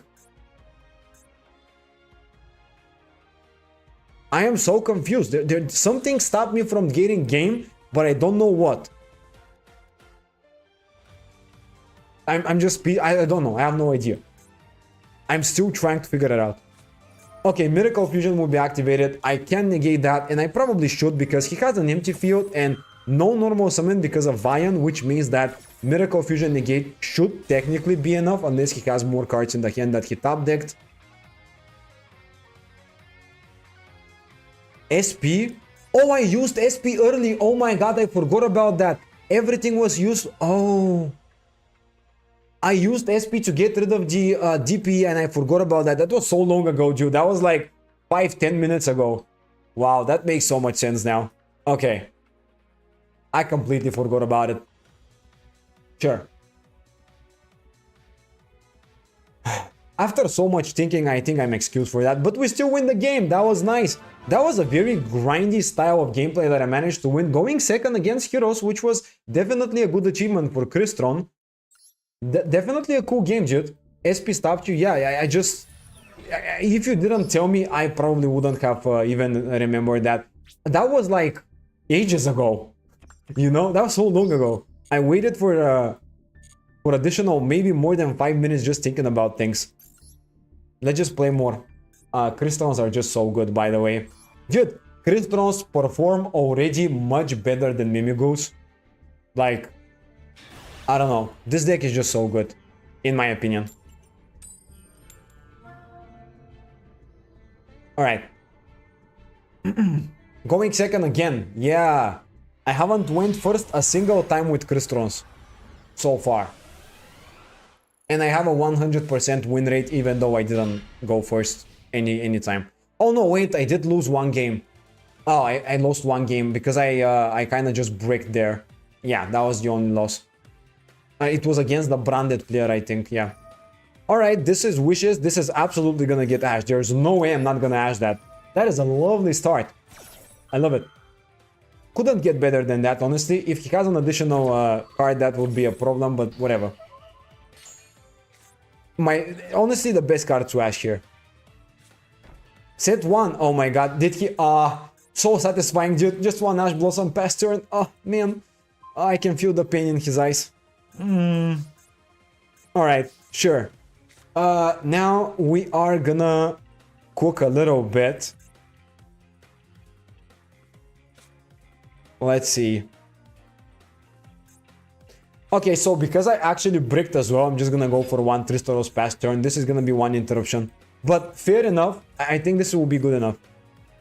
Even though this is literally one tuner, it can be good enough because it can go for down Dragster or something like that.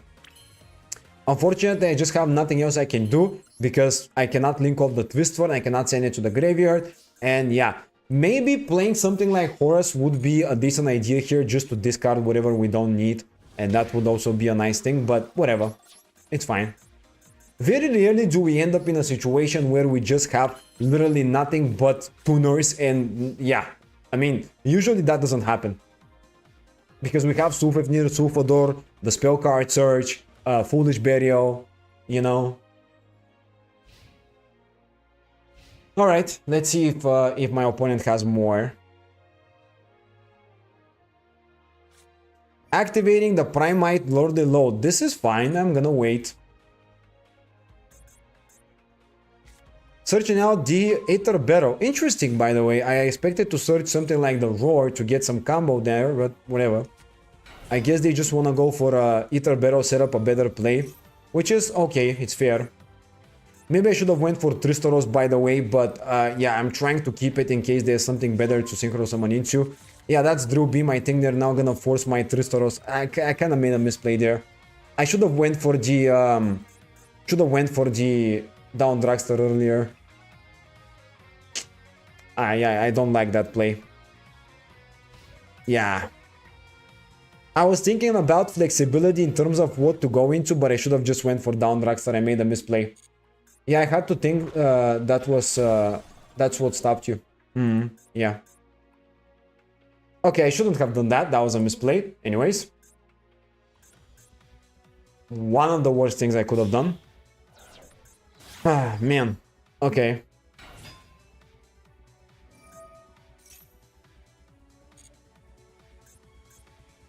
Now I'm so mad about it. Come on, I should have summoned down Dragster. That could have been so much better.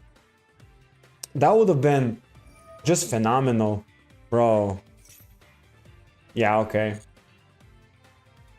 What tier do you think? I'm thinking around tier 3. About Crystron? Are you asking me about Crystron?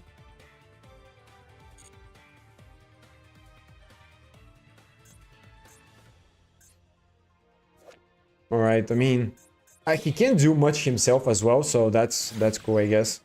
Just spheres, which I can code by, so it's not the end of the world. Oh, but he does have the Drill Beam. Oh, man. Okay.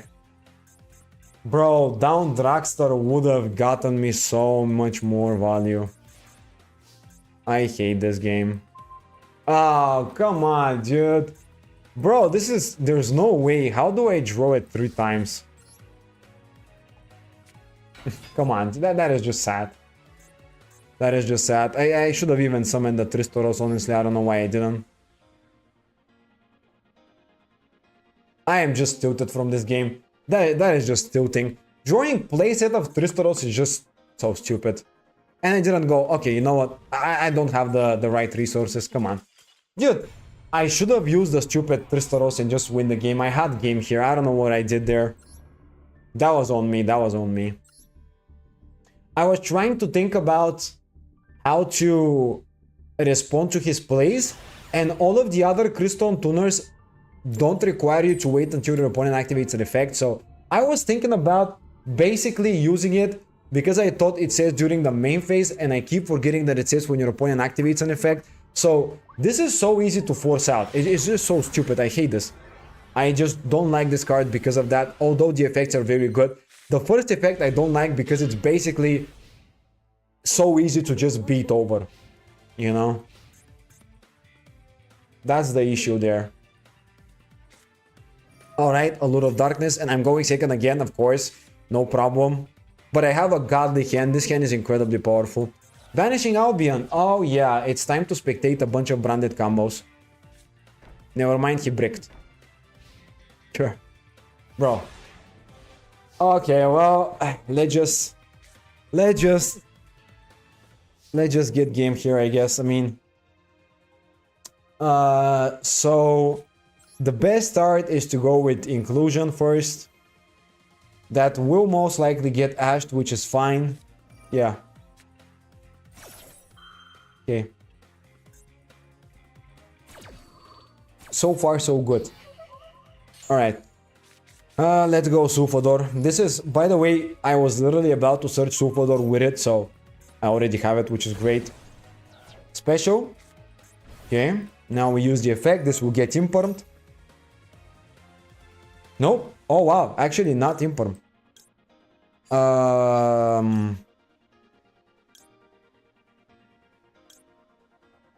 So I'm gonna go Sulfefnir and Twistworn. Okay. Let's activate Twistworn first to get a search. I would say Crystalline is probably gonna be a rogue tier deck. I mean, could be tier 3, but I don't know, man. It's kinda... Sometimes the plays feel a little bit wacky, and for that reason, I would really give it a rogue tier, essentially. That's what I honestly think about it. What I would say would be accurate. Okay, so here...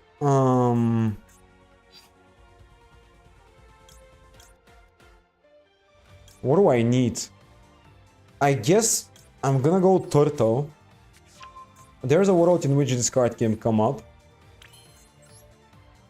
Now let's go Sulfefnir. I'm gonna pitch Smeagol so I can utilize this effect as well. Code buy is fine. Yep, that's cool. I'm not bothered from this. Maybe I should have even normal summoned the Tristaros, just in case I can prevent some other effects from activation and all that. So I'm still gonna normal summon Tristaros anyway, so might as well do it now. I should have done it earlier, honestly, just to have a way to kind of capitalize on some plays there with it. I'm gonna get a search now for the trap card. Sure, okay. Whatever. That was quite the easy game. I mean... Alright, can I go first? I just wanna go first. I go second every game. Can I go first one game? Wow! It's time. It's time. Okay.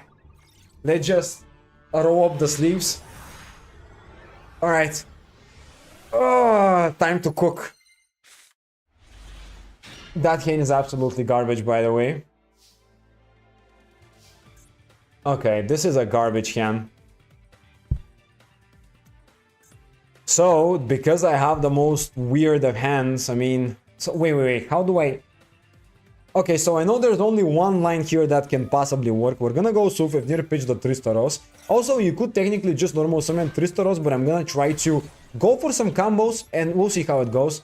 Now activate the Sulfefnir, specimen from the deck, the Sulfador, with the main purpose of it to activate the effect and move to the graveyard 2 cards. So now we're gonna send to the graveyard the Smeagol and also the Twistworn, which are gonna be a spell search and a basically monster search. So we're gonna activate first of all the Smeagol to get the spell, which is nice. And we're gonna go for the, of course, Inclusion, which is by far one of the best cards this deck has. Now we're gonna go Twistworn and we're gonna get a monster search. Here I'm not particularly excited about anything, but I am intrigued in maybe going for Tristaros just to normal summon it. That could be okay, because we already have everything else we need, so... Yeah, I mean, I'm gonna go Tristaros. In case they also use, like, a hand trap, it would be nice. Just beat a Kashira deck with Dark MG. That's amazing. With Dark Magician, it always feels nice to beat these decks. Shout out to you for that. Okay, so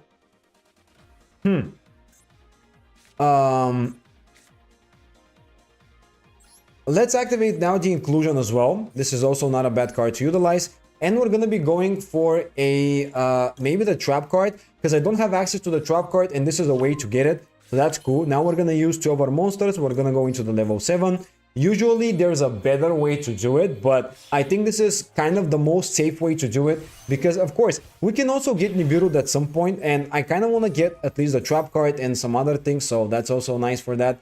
And now we're gonna be going for the Smeagol back to the hand here, so I can utilize it as well again. Now we're gonna be using the effect of course, the Tristaros, which will allow us to pop the Synchro and let us special summon a bunch of monsters, which is nice. Now we're gonna get to the field a let's see, we need one level 5, and I'm gonna go for also C3, or yeah, C3 works. I mean, it's fine. Let's summon this. Okay, let's summon also the C3. Now from here I'm gonna activate the El Esqueletos, bring back the Tristaros in the banner zone, which is another way to synchro. And now we're also gonna finally activate the Sulfador, and we're gonna be basically sending to the graveyard the inclusion to space summon it back to the field. This will also go into infinity, which is the final play. Now of course, if we were to have a little bit of a better hand, we can prioritize more things than that, but this is gonna be infinity. C3 that can go for level 7, which is down Dragster, and then we can also utilize down Dragster to go for more plays, or we could also even prioritize going for just level 5 and summoning the Quarion Gandrax, which is also nice. And we also get this to bring back a monster to the field, and I'm actually gonna do that because sometimes it is actually pretty nice to have access to another copy of a tuner, because now what we can do is we can utilize the C3 plus the Tristaros to go for level 9, and then we can use Tristaros by itself to go for level 7. Alright, that's the main idea. Now we're gonna set 3 back row and pass turn, and this is, ladies and gentlemen, one of the best boards we can build with a pretty garbage hand, which is surprising. There's a lot of Tempai players for some reason. I mean, I don't know. I haven't seen anyone playing Tempai so far. Alright, so this is the Golem. That's fine.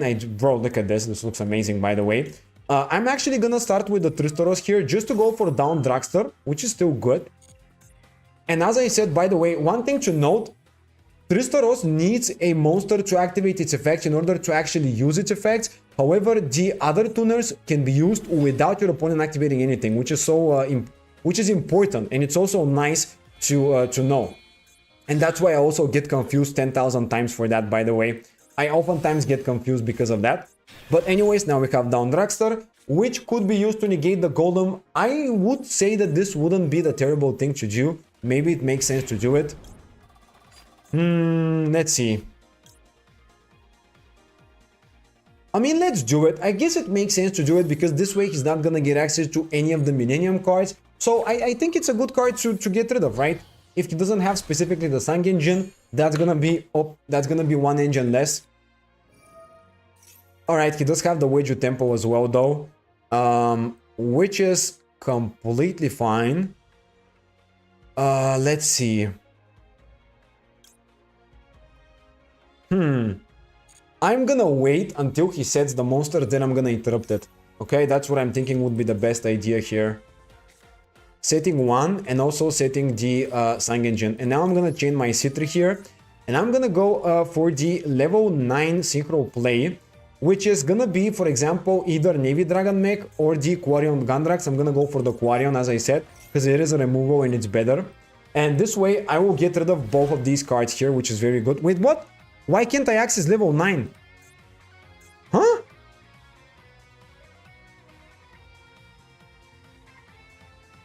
Oh yeah, dude, the C3 requires me to use only the monster I summon in itself. Oh my god, I forgot about that. The other one, the Tristaros requires you to use... Bro. So, basically, C3 requires you to use only these 2 monsters to synchro summon, while the Tristaros doesn't. So that's why I confused with that. And that is actually really stupid. I feel really stupid for that. So now I'm gonna change the line of play, I guess, and I'm gonna do something else. So I am just really tilted now because of that, but I still have more plays. Let's go Chain Link 1, use this. And now I'm gonna go Chain Link 2, use the cluster here. and I'm gonna target these two guys right here basically and destroy them, which is still gonna do what I wanted to do, but instead of prioritizing the extra interruption, I'm gonna go for a follow-up. That's it. That's kind of the only difference here. And I'm gonna basically add back the inclusion here, which is very good. And I'm also gonna utilize this card to basically return to the hand the Sulfador would be nice. And I need to target something in the banish zone, so Sulfador is definitely a good card to target. But I do actually have it in the graveyard already, so instead I'm just gonna go for the Tristaros. Never mind. Tristaros is better because we already have everything we need set up in the grave. Okay, so far so good. We have Code by Imperm and also the Infinity, which is nice. Now, I am not gonna use Infinity for that because I can just Code by the Luri, and that's still good enough. Okay. Alright, discarding Luri, and now on the effect, we are gonna chain the Code by the Grave. And this is, by the way, almost picture-perfect solution to every problem here, except for the one fact that I should have went for the Quandrion Gandrax, but doesn't matter. That was just what Crystron can do going first, when I get to go first, which happens once every 10 games, but, you know, this is what the deck can do, and yeah, dude, this is so much better than any other deck in this pack, by the way. Like, I played Mimigul for 2 hours, and when I use Crystron, you can clearly see what the deck does. This is now a good deck, which is like mind-blowing for me, because I play Crystron and I try to make them work for like 2 years now. I think I have 3 videos for Crystron in 3 years. Funnily enough, I think it was, 22, 23, 24, or maybe one is in the same year. But anyways, I have 3 videos trying to make them work, and finally we have a playable deck, which is just, yeah, I'm so happy about that. Honestly, it's making my day. It's making my day completely. This is just so much better than everything else. I like this so much more than Mimigul, for example. Even though I actually believe that Mimigul would have been better as a deck, I really don't think that anymore. I think that Crystron is just so much better. Especially playing through interruptions, it's just, yeah, just so good. Alright, this is an interesting hand. That's what I'm gonna say about it. Alright, let's start by activating Sulfafnir. Again, I don't have the best of hands, but it is still a pretty decent one and it can definitely do some things. So we're gonna pop the Sulfafnir and now we're gonna use it to get a search. And here, if we were to get negated, that's usually a big issue. Oh, Full Was, that's gonna get Ash. There's no way I'm gonna let you Full Was me. Yeah, no chance, dude, no chance. And now if he has another one, I'm gonna be so sad, but no, he doesn't, that's good. Okay, sure. And so now, bro, like, so stupid. They activate Maxi or Full Was, it doesn't work and they scoop the game. Like, that's so weird. Is this the only thing we can do nowadays? Like, play Maxi Full Was and that's it? And also, to this day, I'm gonna continue saying Maxi and now Full. Actually, for Full Was, I can make an exception, but I think that Maxi is such a terrible card. I think that this is literally one of the stupidest cards I've seen for hand traps, and I just wish this card wasn't in the game, by the way. Like, I randomly got into ranting about Maxi now, but dude, it's such an unfairly stupid card. I can rant about Maxi all day, but yeah, that's not the whole idea today. But listen, if I wanted to rant about Maxi, it's not a problem. I have so much to say.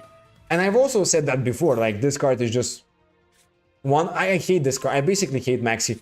Oh, Necro Valley, what the hell? Oh, we're playing against Millennium and they also play Necro Valley. Interesting, okay. That's gonna be a fun game, actually. I want to see what they can do. Alright, also going for the Forbidden one. He's gonna summon the Exodia. That's gonna be a fun matchup. Right? Okay, summoning Exodia, the unstoppable Exodia Incarnate. Sitting one back row, and that's gonna be it. Alright, so I cannot use my graveyard, which is terrible for Crystron because it does want to use its graveyard a lot. So I gotta find a way to play around that. First of all, I gotta get access to removal or negations. That's what I gotta do first, right? I'm gonna activate my inclusion here, and I'm gonna try to get a search with that. Yeah. He can negate it, by the way, which is fine with me. I could use Droplet immediately, but I don't really care about it because, like, yeah, actually, no, I'm gonna use it. You know what? I'm gonna change Droplet now, and I'm gonna discard the Twist Form, which is basically gonna negate the Exodia and basically give me more cards. The problem is, no matter what I send to the graveyard with Droplet, Twist Form cannot be activated so far, so I gotta find a way to deal with Necro Valley. And they also have Exot Fires of Rage, which is actually not cool at all, but it still negates, so yeah, that's fine. Okay, yeah, I mean, so far so good. There's one more mysterious back row, I believe, and now I gotta go for a play to deal with the Necro Valley. So I'm gonna go Sulfifnir, and I'm gonna pitch Sulfador. I'm not gonna be able to activate Sulfador, of course. Oh, come on, Maxi. Yeah. Speaking of the devil. Sure. Yeah, okay. Fine. Alright. And now I'm gonna have to pop the Sulfifnir here. And then I'm gonna use the effect to special summon a monster. I'm gonna go for a level... Wait. I gotta go for a negation if I can. I do wanna go for the level 9 Navy Dragon Mech, but I currently have no access to this guy. So going for level 7 won't really matter because I cannot use my graveyard effects. And yeah, I don't really have a card. I have nothing to work with, to be honest. I mean, this cannot do anything. Okay, this is very bad. Apparently, I have nothing I can do about this. So in such cases, I'm just gonna go for a level 5. I guess I'm just gonna go for a level 7 synchro play and that's it. But I can also activate the Sulfador. The problem is Sulfador is also not gonna do anything, even though I can dump some stuff to the graveyard. I'm gonna go Smeagol, and I am just gonna go, I guess, Parazorto. And now I cannot do much with that because that will get negated. So let's just normal summon the Tristaros here, and I am gonna let's see. I do want to proceed to the battle phase and attack into the Exodia. The question is, can I keep it on the field like that? If I keep it, I can go for a level 7 into a down Dragster, which could be nice. And yeah, that's not a bad idea. But all in all, I don't think it's really gonna matter too much as well. I kind of want to go SP and banish the Necro Valley. I think banishing Necro Valley with SP is gonna be the best line. Let's just do it this way. This will let me activate most of my other effects, so I think it makes sense to do it like that. It's gonna be a little bit of a long shot because, I mean, I'm gonna have to survive another turn later on. But yeah, I mean, that's kind of what I need to do here, I guess. Let's just activate SP. Oh, actually, I should have proceeded to the battle phase before that. Ah, man, I forgot about the Maxi as well. That's I don't see it. I forgot about the Maxi, and I was like, all right, I'm gonna combo off after SP, and I just realized that I should have played the least amount of special summons I could. But anyways, okay. Well, now I'm just gonna grab a C3, I guess, with the Twist Word, and I guess I'm just gonna do whatever I can. Let's also activate my Smeagol here. I'm gonna banish it to get a search for a spell or chop card. Gonna grab the Cluster. Okay, that's nice. And now I'm gonna also have an additional interruption because of the Cluster. Let's also use the Inclusion. I'm gonna bring back the Tristaros, which is gonna be an additional synchro play. And I'm gonna space summon the C3 with the Turtle, which is all that I can do. And Cold Bite here is actually a little problematic, but I mean, whatever, I guess. I am gonna be... it doesn't matter whether I use SP or not, so I'm just gonna wait. Yeah. As I said, Maxi is just an unfair card, guys. I just... yeah. I should have also proceeded to the battle phase, though. That was on me. Alright, let's pass summon C3 as well, I guess, and that's it. Dude, I should have battled and just leave it like this, but I'm just like stupid. Let's summon cluster, set the cluster, and pass. Yeah, okay. This is not gonna be enough though, I'm gonna lose the game. Definitely. Okay, sure. Well, it happens, dude. I should have at least destroyed the Exodia.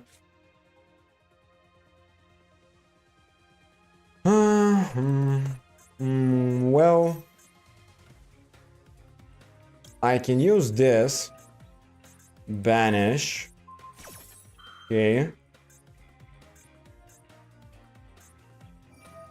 Oh yeah, he has the other the Exalt Fire, the Fires of Rage in the graveyard too. It's not that big of a deal, but it is annoying. He can resummon it now though. I think he can resummon it. Okay.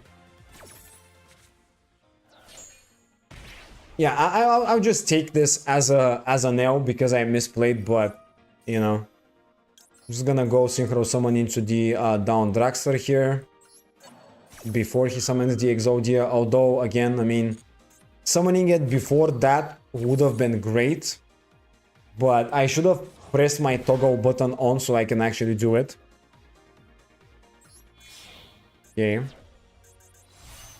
Alright, that's cool. And oh, actually he can beat over it with the Druid Swarm as well. Ah, man. Dude, you know what? I don't care. Yeah. If I use Cluster on the Druid Swarm, he's still gonna send my monster to the grave. So it's really just it's just that I should have attacked into the Exodia, and I should have also prioritized less summons. But listen, Maxi is just nasty. Like, no matter what you say, I might misplay, but Maxi is just such a stupid card. It's just like, yeah, thank you for giving me a whole new hand. I'm gonna now win with it. And there's literally, like, no skill whatsoever related to that. He just literally has more cards than me, wow. Alright, I'm gonna start with Sulfafnir here, and I'm gonna be pitching the Twist Storm because I can banish it to use the effect. And now I'm gonna get Maxied again.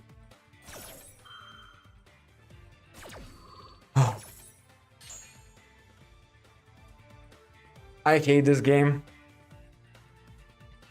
Okay, sure.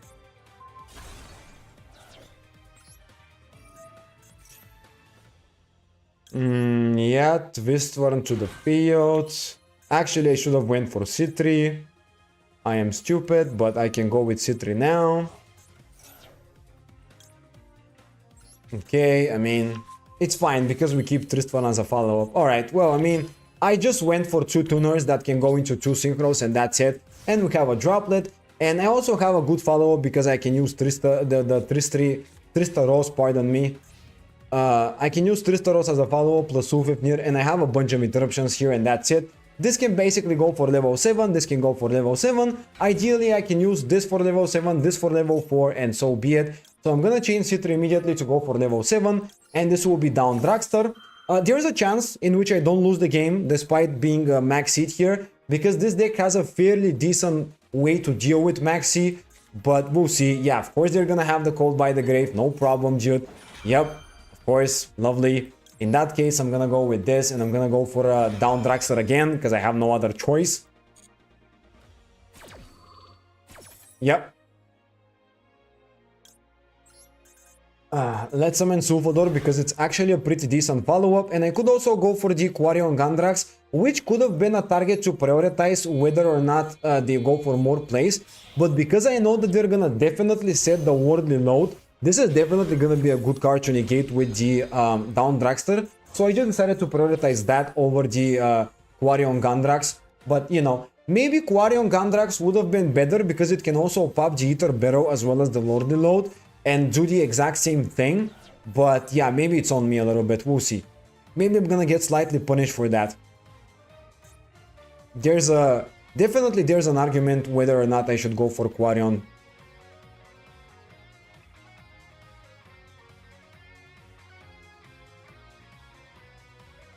But, you know, to be fair, Ether Barrow by itself is not gonna do a lot, so I'm not really scared of that.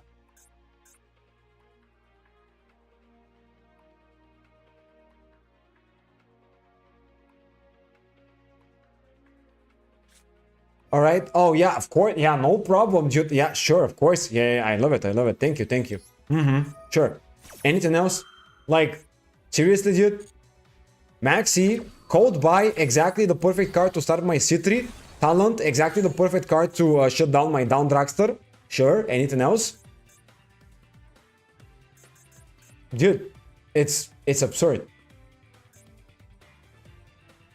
Today, people magically have the perfect solution somehow.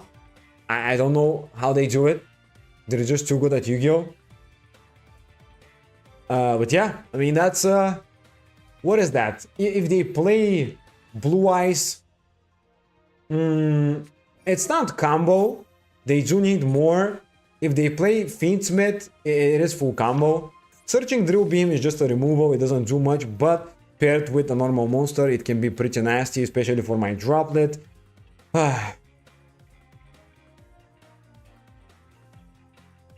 Not sure exactly how to deal with that here. Yeah, they are playing Blue Eyes, which is just annoying. And if I were to activate my droplet, it's... Dude, you know what? I'm just gonna use it. Fine. I'm gonna send C3 and just use it, like, whatever.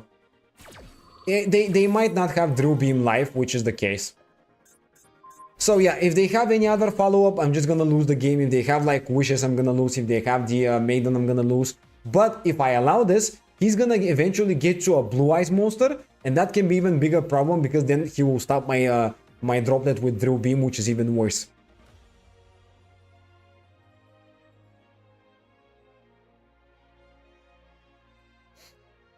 Oh man, this game is just difficult because they have the perfect solution to everything. If I survive, I have a good follow-up. I have Sulfador, I have a Sulfithnir, which are both very good. That will get me to full combo eventually. But it is a long shot, usually.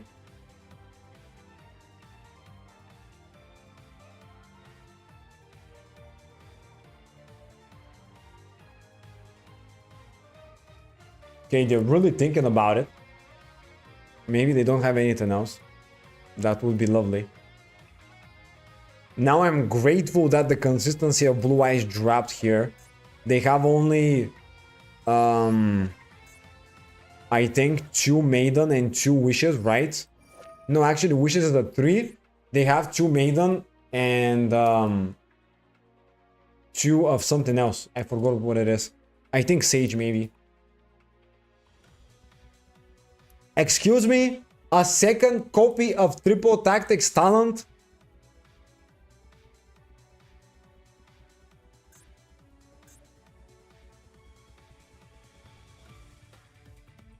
Like, okay, what am I supposed to do against this, dude? Second copy of Talent is just absurd at this point. 2 Sage, 2 Maiden, yeah, okay. Yeah, I watched the ban list and yeah, I kind of remembered it. But, you know, hopefully that's gonna save me, the consistency nerf. Alright, linking off 2 of my monsters to go for the SP, and that will banish my Sulfador from the graveyard, which is absolutely terrible. Oh wow, he banished the wrong one because he doesn't know how to read. Wow, okay, nice. Lovely.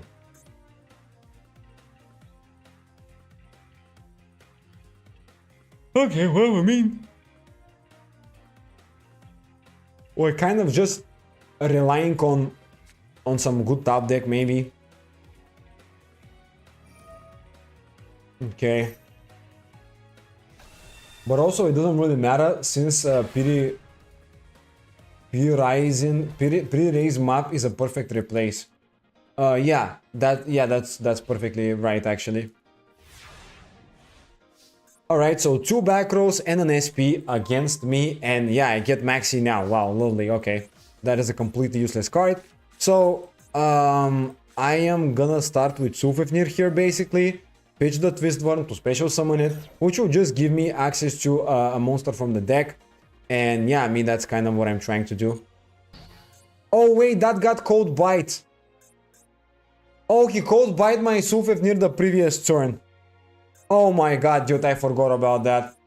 Okay, well, I mean, listen, that is just embarrassing now.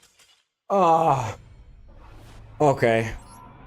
I will just, I will just forget that game, dude. Honestly, I just don't want to remember that game. That was just so stupid. I'm gonna play one more game and I will go in a little bit of a conclusion part of the stream, and you know, we're gonna wrap it up afterwards. Dude, that was just, yeah, I forgot about the cold bite. He took so long that I just forgot about it. I had zero clue.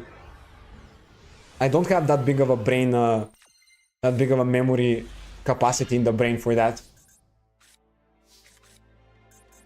Alright, that is actually a really good hand. I'm gonna start by by special summoning the Terra Tap. This hand can get me to pretty much everything I need, and now we're gonna get access to a nice little search here.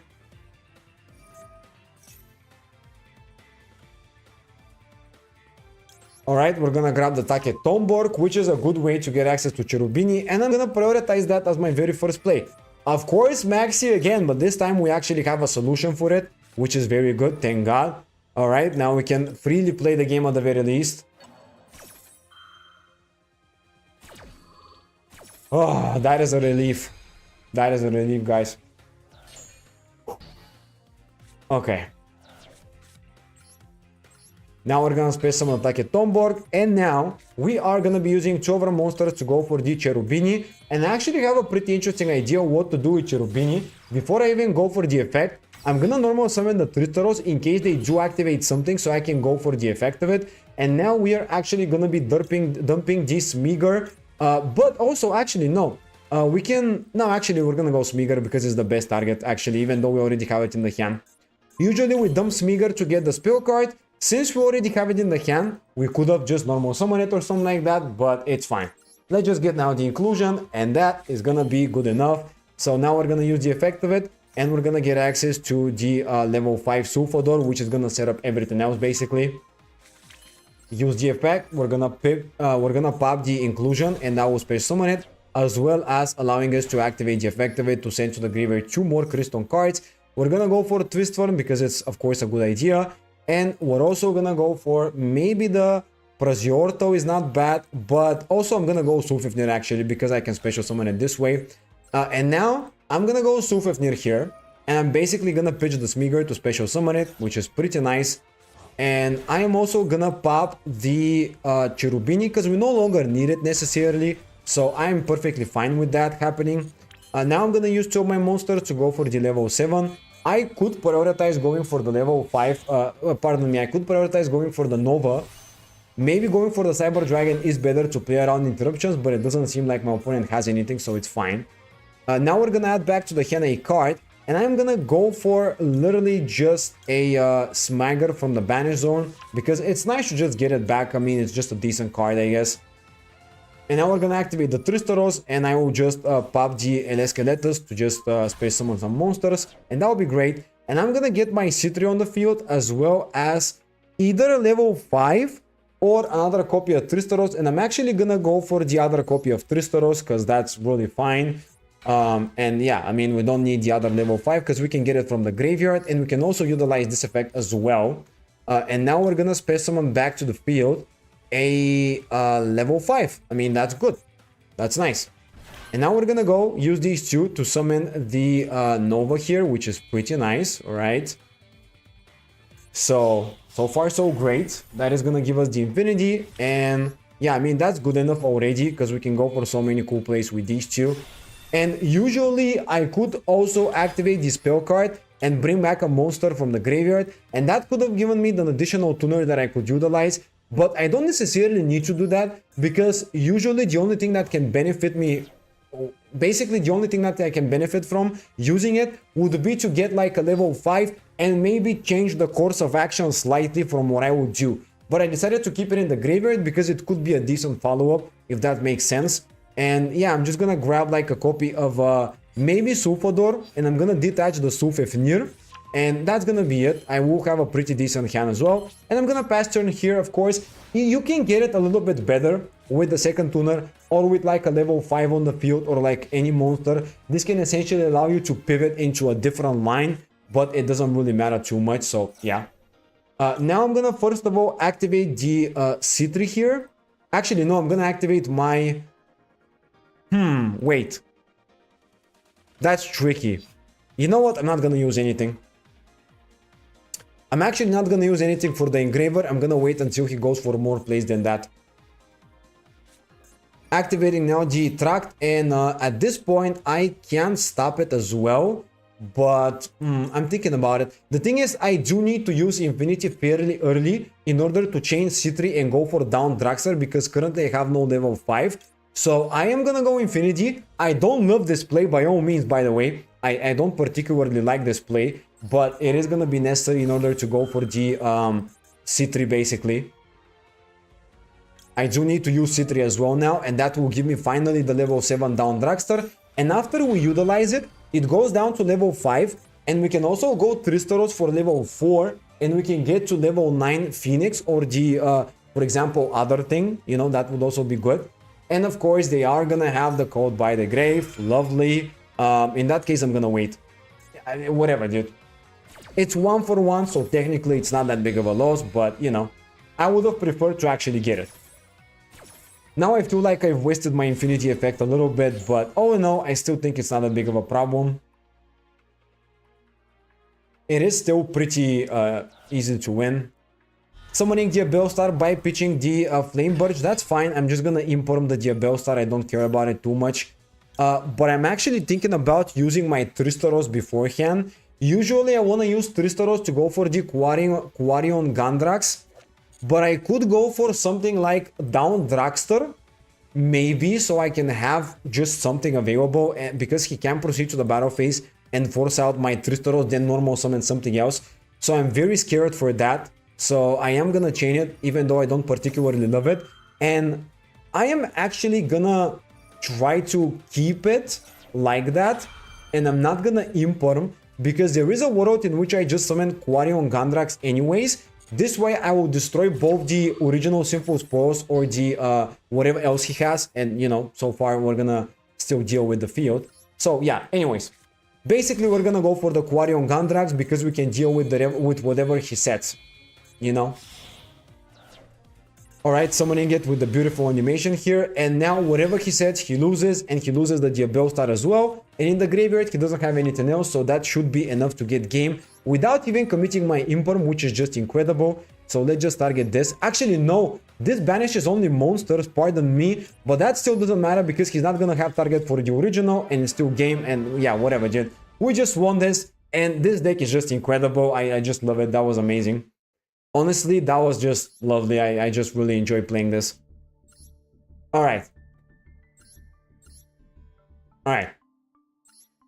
So to wrap it up, my opinion on this deck is actually incredibly good. I think this deck is actually incredible now. And maybe it is going to be even like a tier 3, although I'm not sure about that. But it's just that you have so many searches, you have access to so many things, and you have so many extenders that it's just so easy to combo off. The only kind of a pivotal situation that you're gonna be in is gonna be when you activate something like Suvevnir to go -1 and it gets negated, or maybe when you attempt to pop this guy and something happens. Maybe that could be a choke point, but still, I think this is fine, and this deck is just incredible in my opinion. I think definitely is a fun option and a good option, although on more of the expensive side of things, because it does have like 10 URs or something like that, which is a little too much, and you do need to craft second copy of this guy. But yeah, it's just good. I mean, I just like it personally.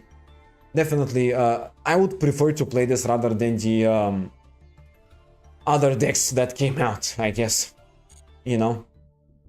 All right, let's just see what we got here. Maybe a little bit of jammies. Did I get enough gems for a temple? Oh, I did. Oh, that's cool. Can we get something interesting here? I mean, we already have half of the pack. We do have the Ryugi spell. I guess we could do like one temple, maybe. Let's just go for one. To close the stream, we're gonna go for one final temple here.